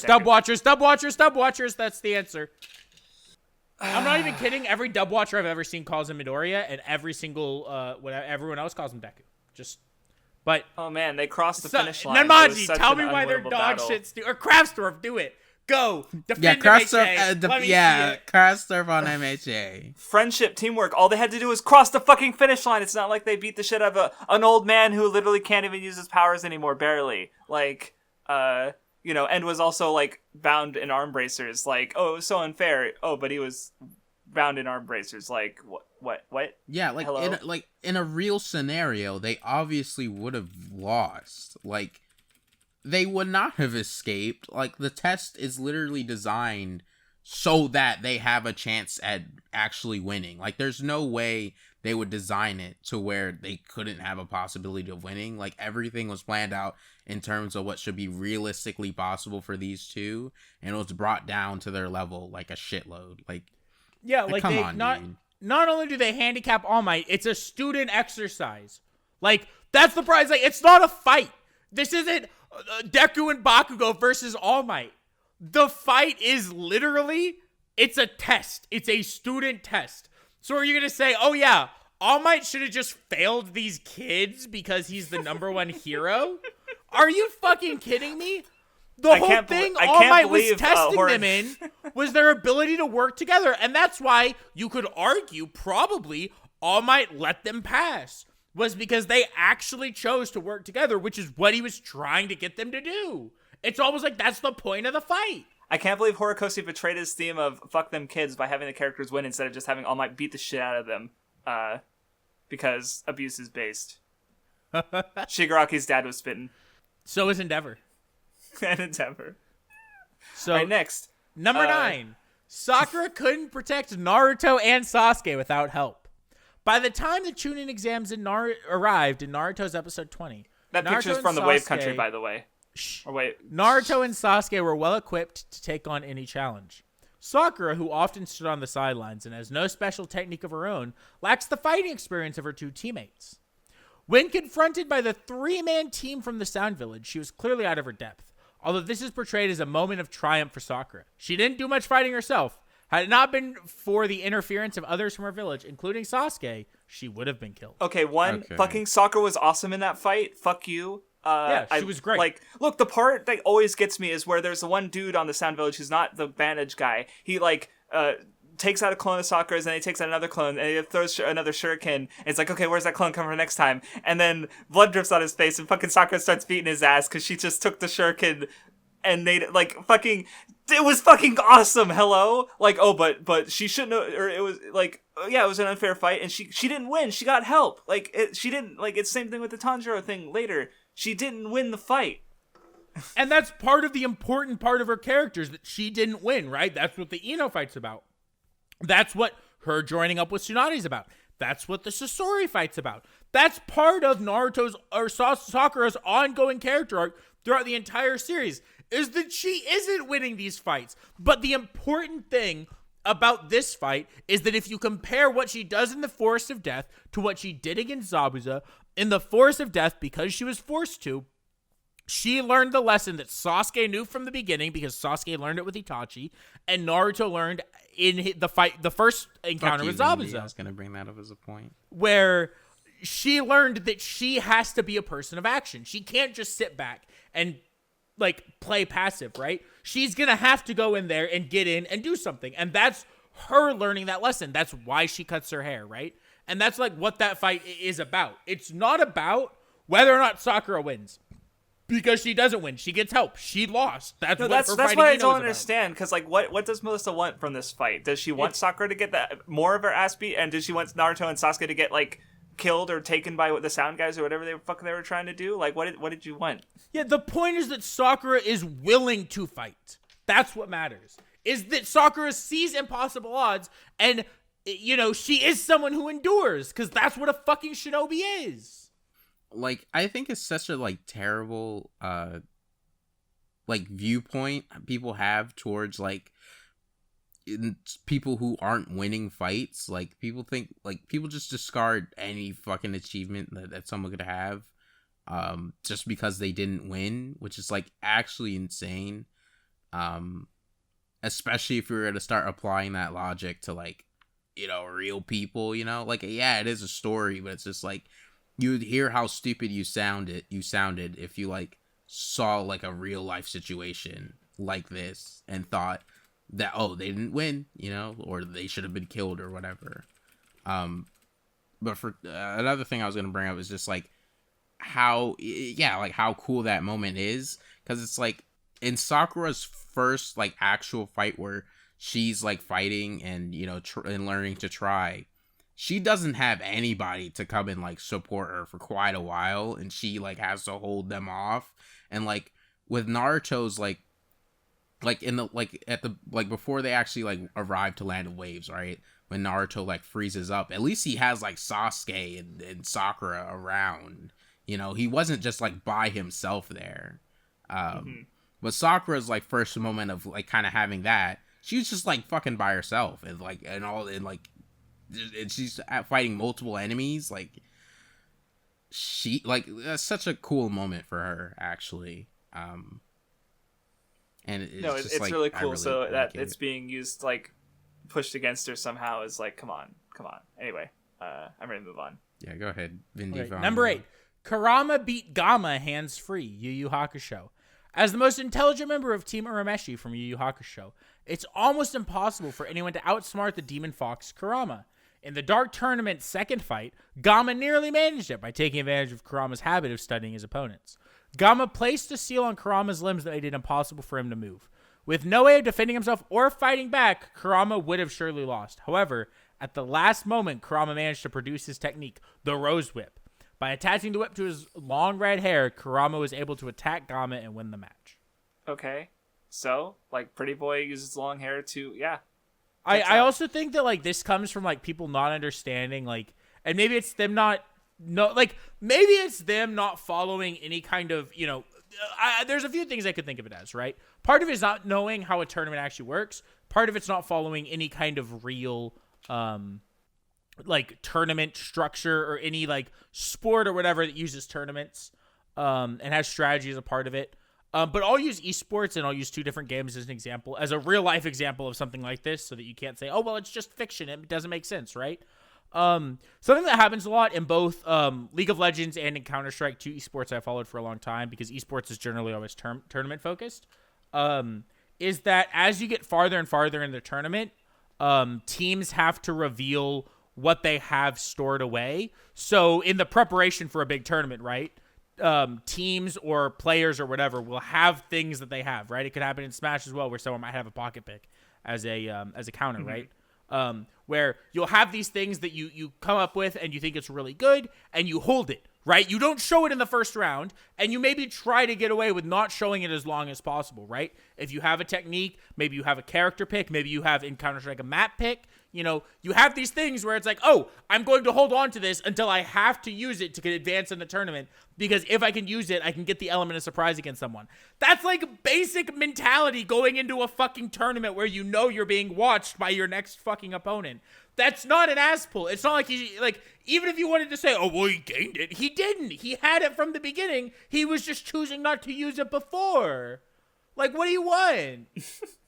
Right, and even if, and it's also like with this, like using his rose whip from his hair, like he uses the rose whip normally. This isn't like an exceptional thing. It's just like smart, and it's also situational. He wouldn't have needed to use this in any other situation. I don't think he does. It's just like he's thinking creatively in ways that his opponent wasn't, so he wins. Like that's it. He's more creative and smarter. And, right. You know, the Gamma let his guard down when he thought he had it, you know, won, and he didn't have it won. So, like, hello? And he wasn't, I would not say, like, also, isn't this about, like, characters who are, like, completely overpowered? Kurama's literally one of the, like, insanely strong. Like, yeah, Kurama's favored to beat Gamma. Yeah, like what is even this? If you want to say, Gamma sealed his limbs, so Gamma should have won then. Kurama's still favored to beat Gamma, so even Gamma at his best is still expected to lose that fight. Right, like, because Kurama at his best is literally an impossibly powerful demon. So, yeah. Anyway. Number 7, Tanjiro used his father's technique to defeat Rui, Demon Slayer. As soon as the fight started, it was clear Tanjiro wouldn't stand a chance against Rui, one of the 12 Kizuki in Demon Slayer. Even with Nezuko's assistance, Tanjiro could barely defend himself. Once Rui used his ultimate attack, Cutting Thread Cage, which surrounds his opponents in razor-sharp threads, it looked like Tanjiro and Nezuko would die. Luckily, Tanjiro was able to remember his father's fire technique, Hinokami Kagura. Using the technique gave Tanjiro more time to defend himself and his sister, allowing Giyu to come and save them. So yeah, same go off. I mean, I already mentioned it earlier that it's just like... Yeah, it's the same thing with Sakura. He didn't win. He successfully not died until backup came. That is not winning. And also... Yeah, like...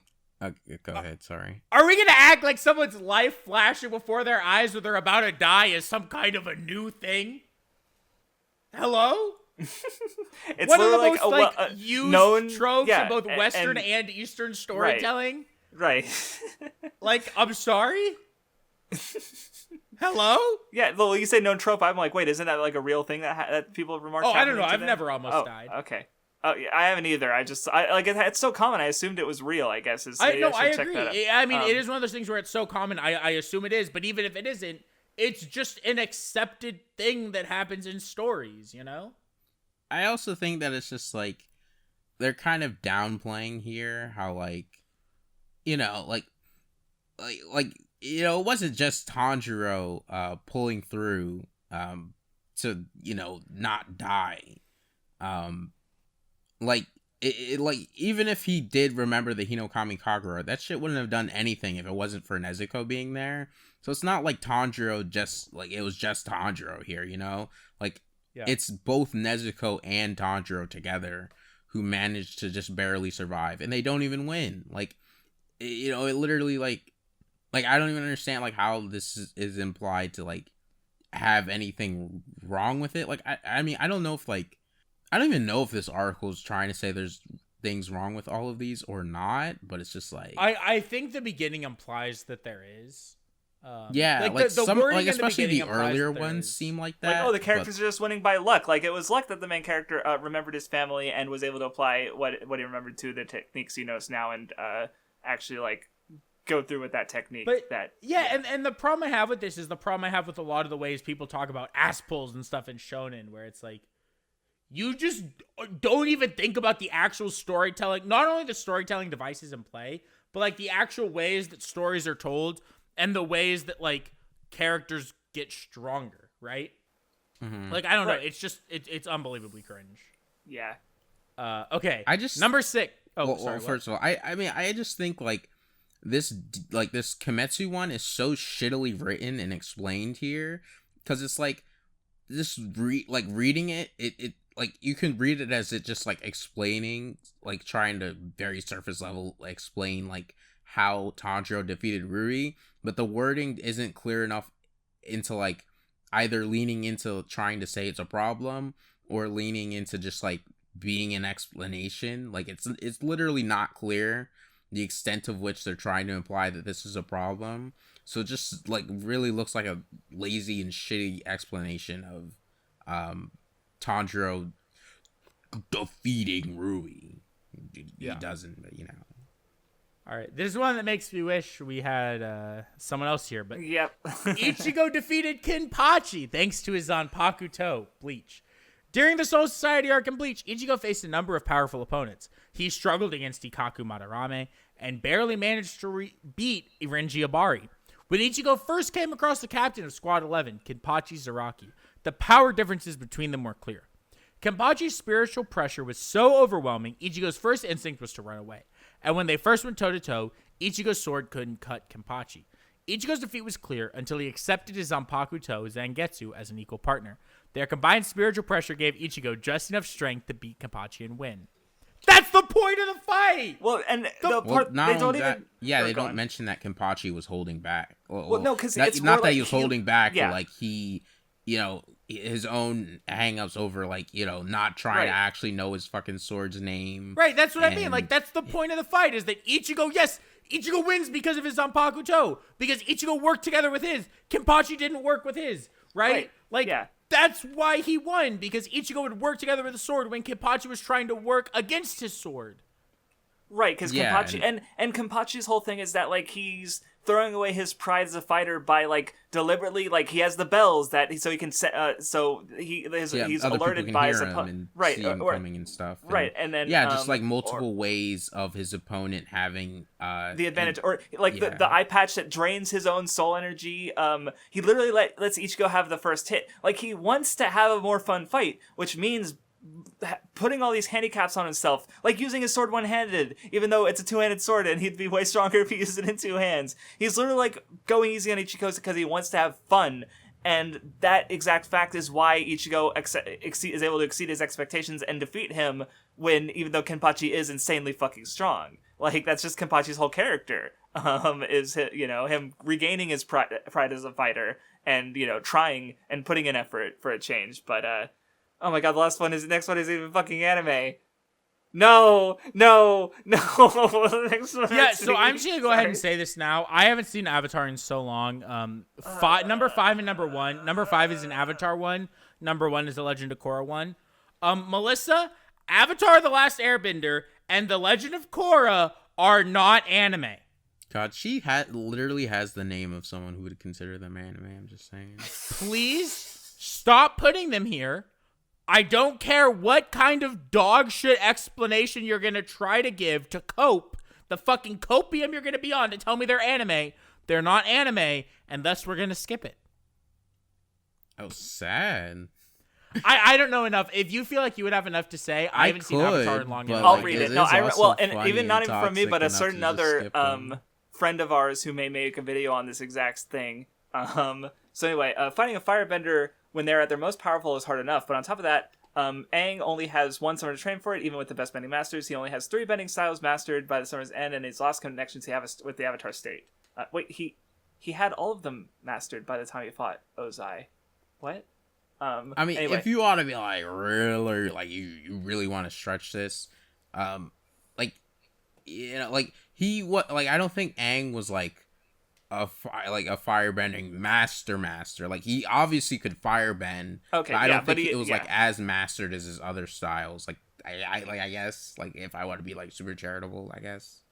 But continue. Mm-hmm. Anyway, Aang was able to regain the Avatar state during the fight. And wait, oh my god! They just once Aang regained control of the fight. He was able to take Ozai's bending away completely. Okay, so here's the fucking point of Avatar: The Last Airbender and why it ended this way.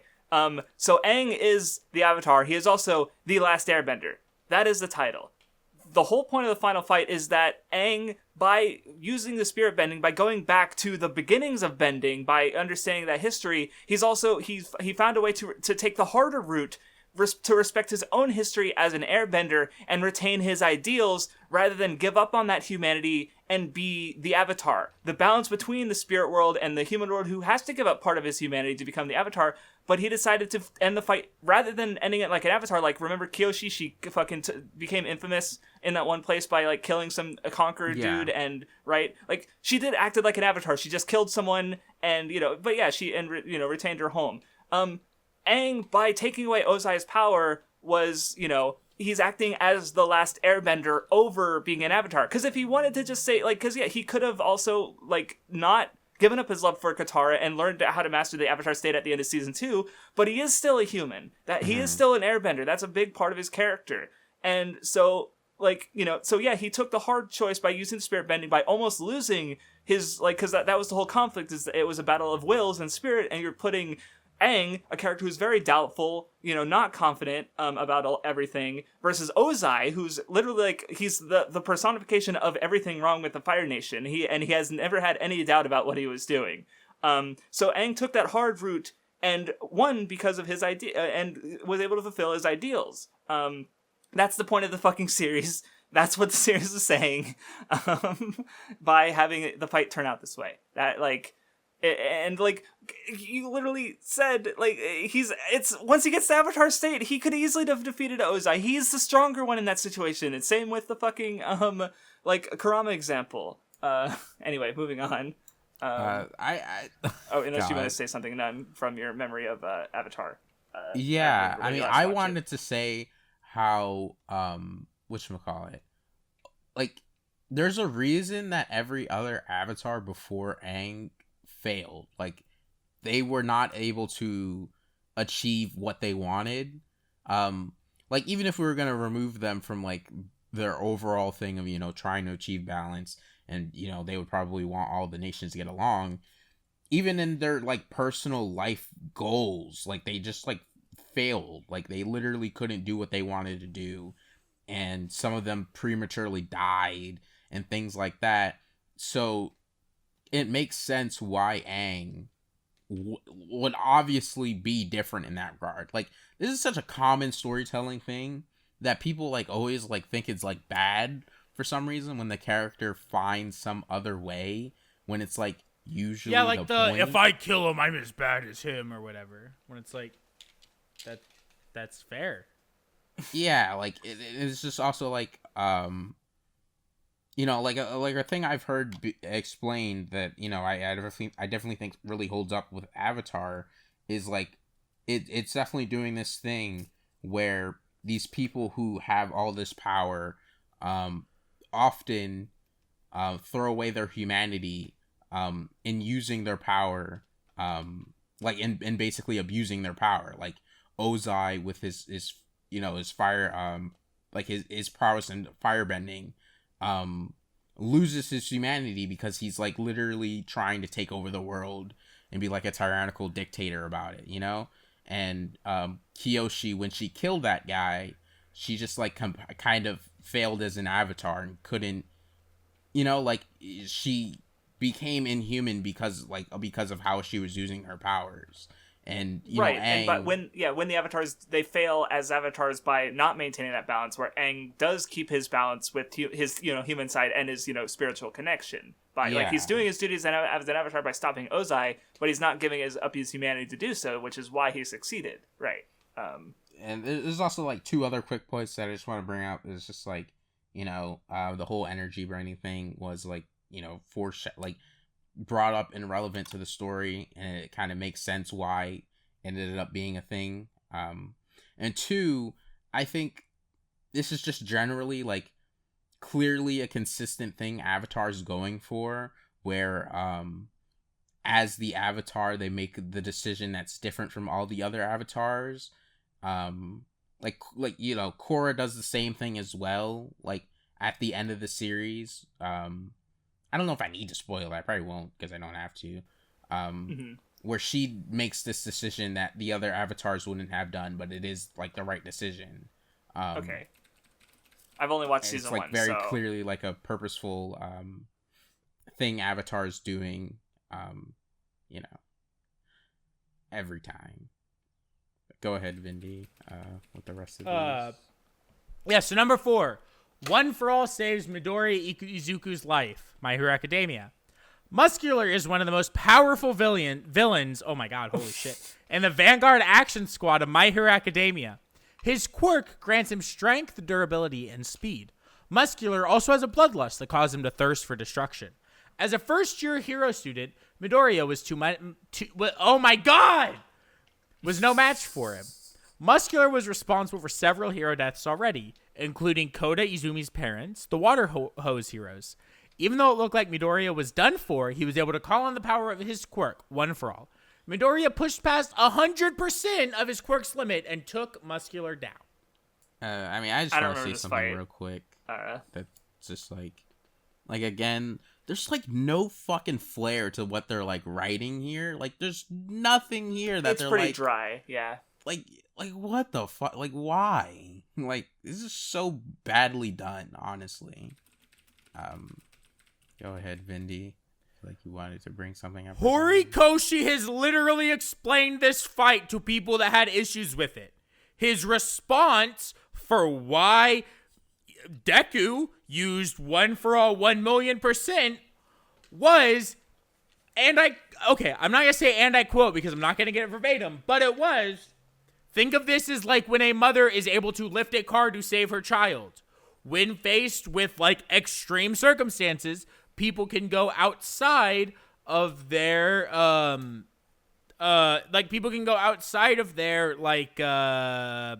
their normal like limits, like their normal limits, right, and surpass them. A normal human phenomenon that was explained, and he said that he called it One for All 1,000,000% for flair. Horikoshi explained this one, Melissa, you dumb bitch. Jeez. I think I would actually give this one to people, kind of, because it's it was explained. The author explained. No, I don't think it's bad or anything, but it's like it's definitely not like I don't think it's like super clearly explained in the story itself, and to an extent that it should have. Like I do think it should have been like more clear that like Deku's just saying that. and it's not actually, like I don't think anybody should think it's actually like 1,000,000%, but like I do think it's like the story itself never like addresses that, so you had to look like you just have to know about like a completely disconnected interview that most people wouldn't see. So to some extent I do think it is like a minor like issue in the story. I don't know. I have nothing more to say about this one. This one's so dog shit stupid to put on the list. All right, number 3. Yusuke's half-demon ancestry helps him defeat Sensui, Yu Yu Hakusho. In Yu Yu Hakusho's Chapter Black Saga, Yusuke was completely outclassed by Sensui. With decades of more experience under his belt, Sensui could easily read Yusuke's moves and tactics. Sensui also had multiple personalities, who could utilize different attacks and strategies. One of Sensui's personalities, Kazuya, even replaced his hand with a gun. Once Sensui activated his sacred energy, losing was inevitable, until Yusuke was resurrected as a half-demon. With his Mizoku form, Yusuke took control of the fight. It wasn't how Yusuke wanted the fight to end, but without the Mizoku power taking over, Yusuke would have lost. Craftsdwarf, go. I want you to go. You're clearly bothered. All right. So, Sensui's whole thing is that he hates humans, but he did kind of like Yusuke, and they actually connected over fighting. But Yusuke, he is human and demon, and for him, he never had a place in the world because, it turns out he was half demon and he never got along with humans completely. This is a big reveal that recontextualizes how you view his character, and it feeds into the fact of the arc with Sensui, who's, hates humanity and, but still connected to Yusuke, who is partly human. Also, Sensui was rejecting his own humanity and trying to become a demon, where for Yusuke, part of his demon part is also who he is. It wasn't the way he wanted to win, because, he even, was, his dad was taking control, and, there's stuff that factors into the next arc, too. I don't know. I don't, god damn it. I can't. My brain stopped working. Someone else talk. I don't know. It's, I don't have much to say about this one. Yeah, I have a lot more to say about the penultimate one. Oh, okay. Yeah, oh my god. Yeah, let's just go on to the next one. Itachi was defeated by his illness. Naruto. In the Naruto series, a fight between Sasuke and his older brother Itachi was inevitable. By Naruto Shippuden's episode 134, Sasuke had grown a lot. However, victory against one of the strongest members of the Akatsuki still seemed unlikely. Luckily for Sasuke, Itachi had been greatly overusing his Sharingan for years. He was also gravely ill by the time Itachi and Sasuke went head-to-head. Even though the fight with Itachi was hard-won, Itachi's physical weakness gave Sasuke a major advantage, leading to Sasuke's victory. Okay, hold on. Did she just, not watch the next episodes after the fight? Because Itachi wanted Sasuke to win. Yeah. Itachi literally planned and wanted to die, so much so that he foresaw this coming for a long time and put jutsu into Naruto, knowing he would die in this fight. Yeah. The whole point of the fight was that Itachi wanted Sasuke to win and go back to Konoha Hero, having defeated the person who massacred the Uchiha clan and also a member of Akatsuki. After he got rid of Orochimaru, who would come out of Sasuke if Sasuke's chakra was nearly exhausted, which happened in the fight. Itachi literally had the sword prepared so that he could take care of Orochimaru when he showed up, which he did immediately. Susanoo, killing Orochi is a big fucking mythological reference as well. And yeah, Itachi lost the fight because, and also it's the endpoint of his ideals. He's using himself as a tool in his big scheme, and the tool gets discarded when its use is complete. That's... It's the point. Itachi never...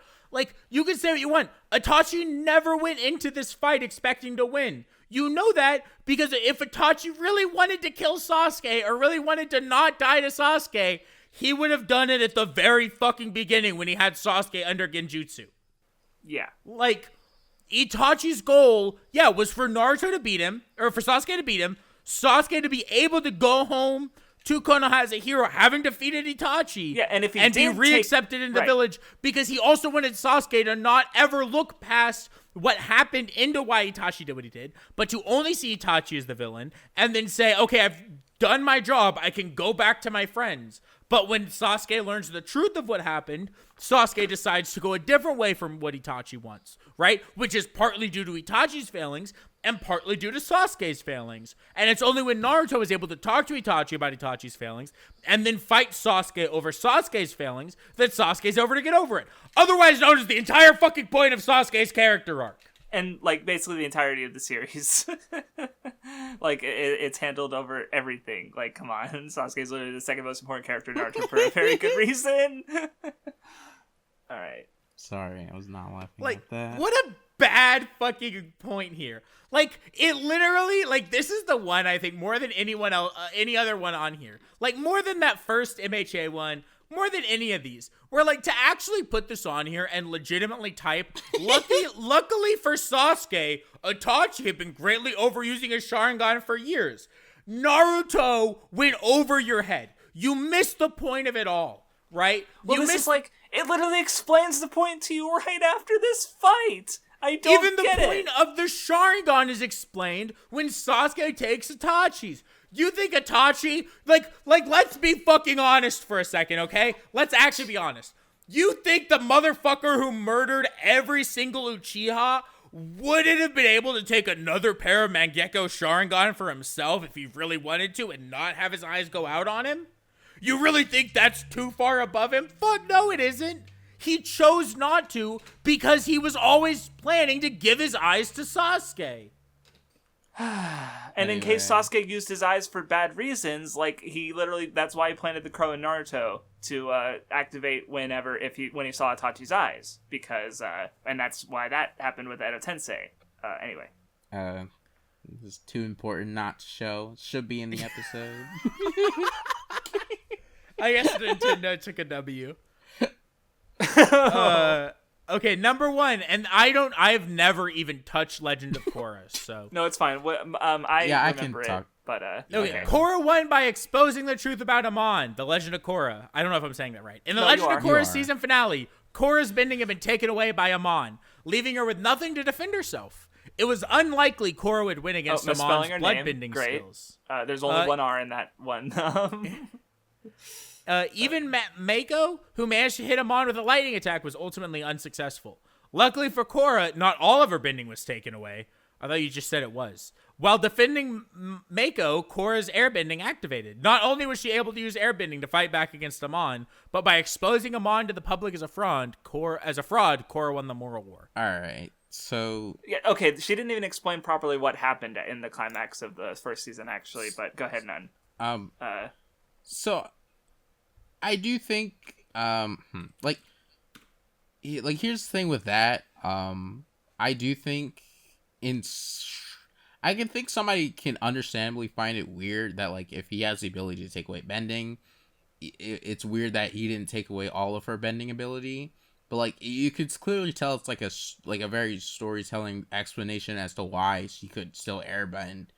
It, like, because, like, before now, because of Korra's nature, she couldn't actually tap into airbending, and the other three were so natural to her and so part of her that it makes sense why he could easily take those away. But until now, where Korra was actually placed into a situation where she only had airbending, and she was literally put into a situation where she needed to change to solve the and that's when she could finally tap into airbending. So it makes it, like, I would say it makes sense as to why she kept her airbending and he couldn't take that away from her, because she just didn't tap into it, you know. Yeah, and they can come up with any explanation, because, like, he did, like, a thing with your brain or your chakras with your blood bending, and like, well, okay, yeah, but she hadn't properly learned it yet, so, like, they could come up with a fucking explanation to, you know, explain why it doesn't matter. Right, that's the thing with storytelling. The other thing is about, like, how they didn't explain properly how she even won, because, like, she basically, like, knocked him outside. He started waterbending because his whole deal is that, like, he's using people's issues with the society, current state of the world. To sort of push against benders in general. He's making people angry at benders and really painting this benders are bad and they shouldn't be using bending and it creates inequality. And that's his whole entire audience of people who support him, and they think he also can't bend, but by showing them he can bend, he loses all this support.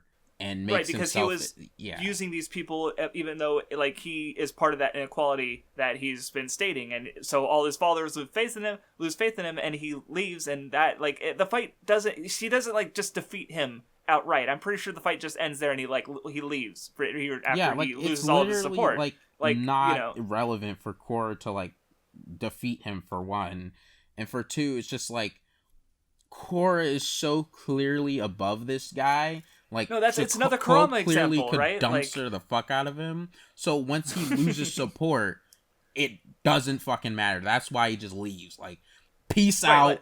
I'm out of here. Yeah. It's just like the Kurama fight, except instead of getting tied up or having his arms sealed, it's Korra losing most of her bending as an avatar, because she's the fucking avatar. She can use all of her bending, not all of it during the whole course of the fight, but she has an obvious advantage against any other bender just by nature of being able to use even one more, right? So, it's just come on. I'm sorry, the Bowser and Donkey Kong is Are you looking at the fucking tweet again? Yeah. I just retweeted his retweet of it, so he saw it again. Yeah. It's really funny. All right. Okay, so yeah, anyway, CBR is a menace. Yeah, I think the biggest thing to get out of this is that, I found this article after looking at another one. I sent the headline to Nun. I'll just read this headline to you, Krauss, really quickly. My senpai is annoying. Would be better without the romance. I'm gonna kill myself.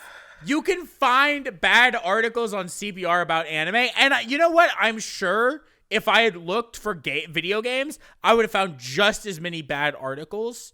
You can find bad articles doing immediately. You can just find dog shit articles just by searching one or two words. And even just there was some clear mistakes in some of them, spelling and grammar mistakes. There's just no quality. This website has zero quality control. It is pure content pushed out with no thought or forethought or post thought and no quality, again, no editing. It's just it's very it's bad. This is bad. Working for CBR actually must be the easiest shit ever. Dude, I would write 10 articles a day and just be chilling for the rest of the week. This is so baby easy to do. Especially when it's just again, some of these articles I would literally are just barely make explaining responses things. to other articles, 10 actual influences to One Piece, and I'd have citations and being right and knowing my shit. I could literally just do that, and it would be the easiest thing. Holy shit. But it would also be really condescending, and it wouldn't actually get published. But oh well. Yeah. All right. Thank you guys for listening. Adios. Epic.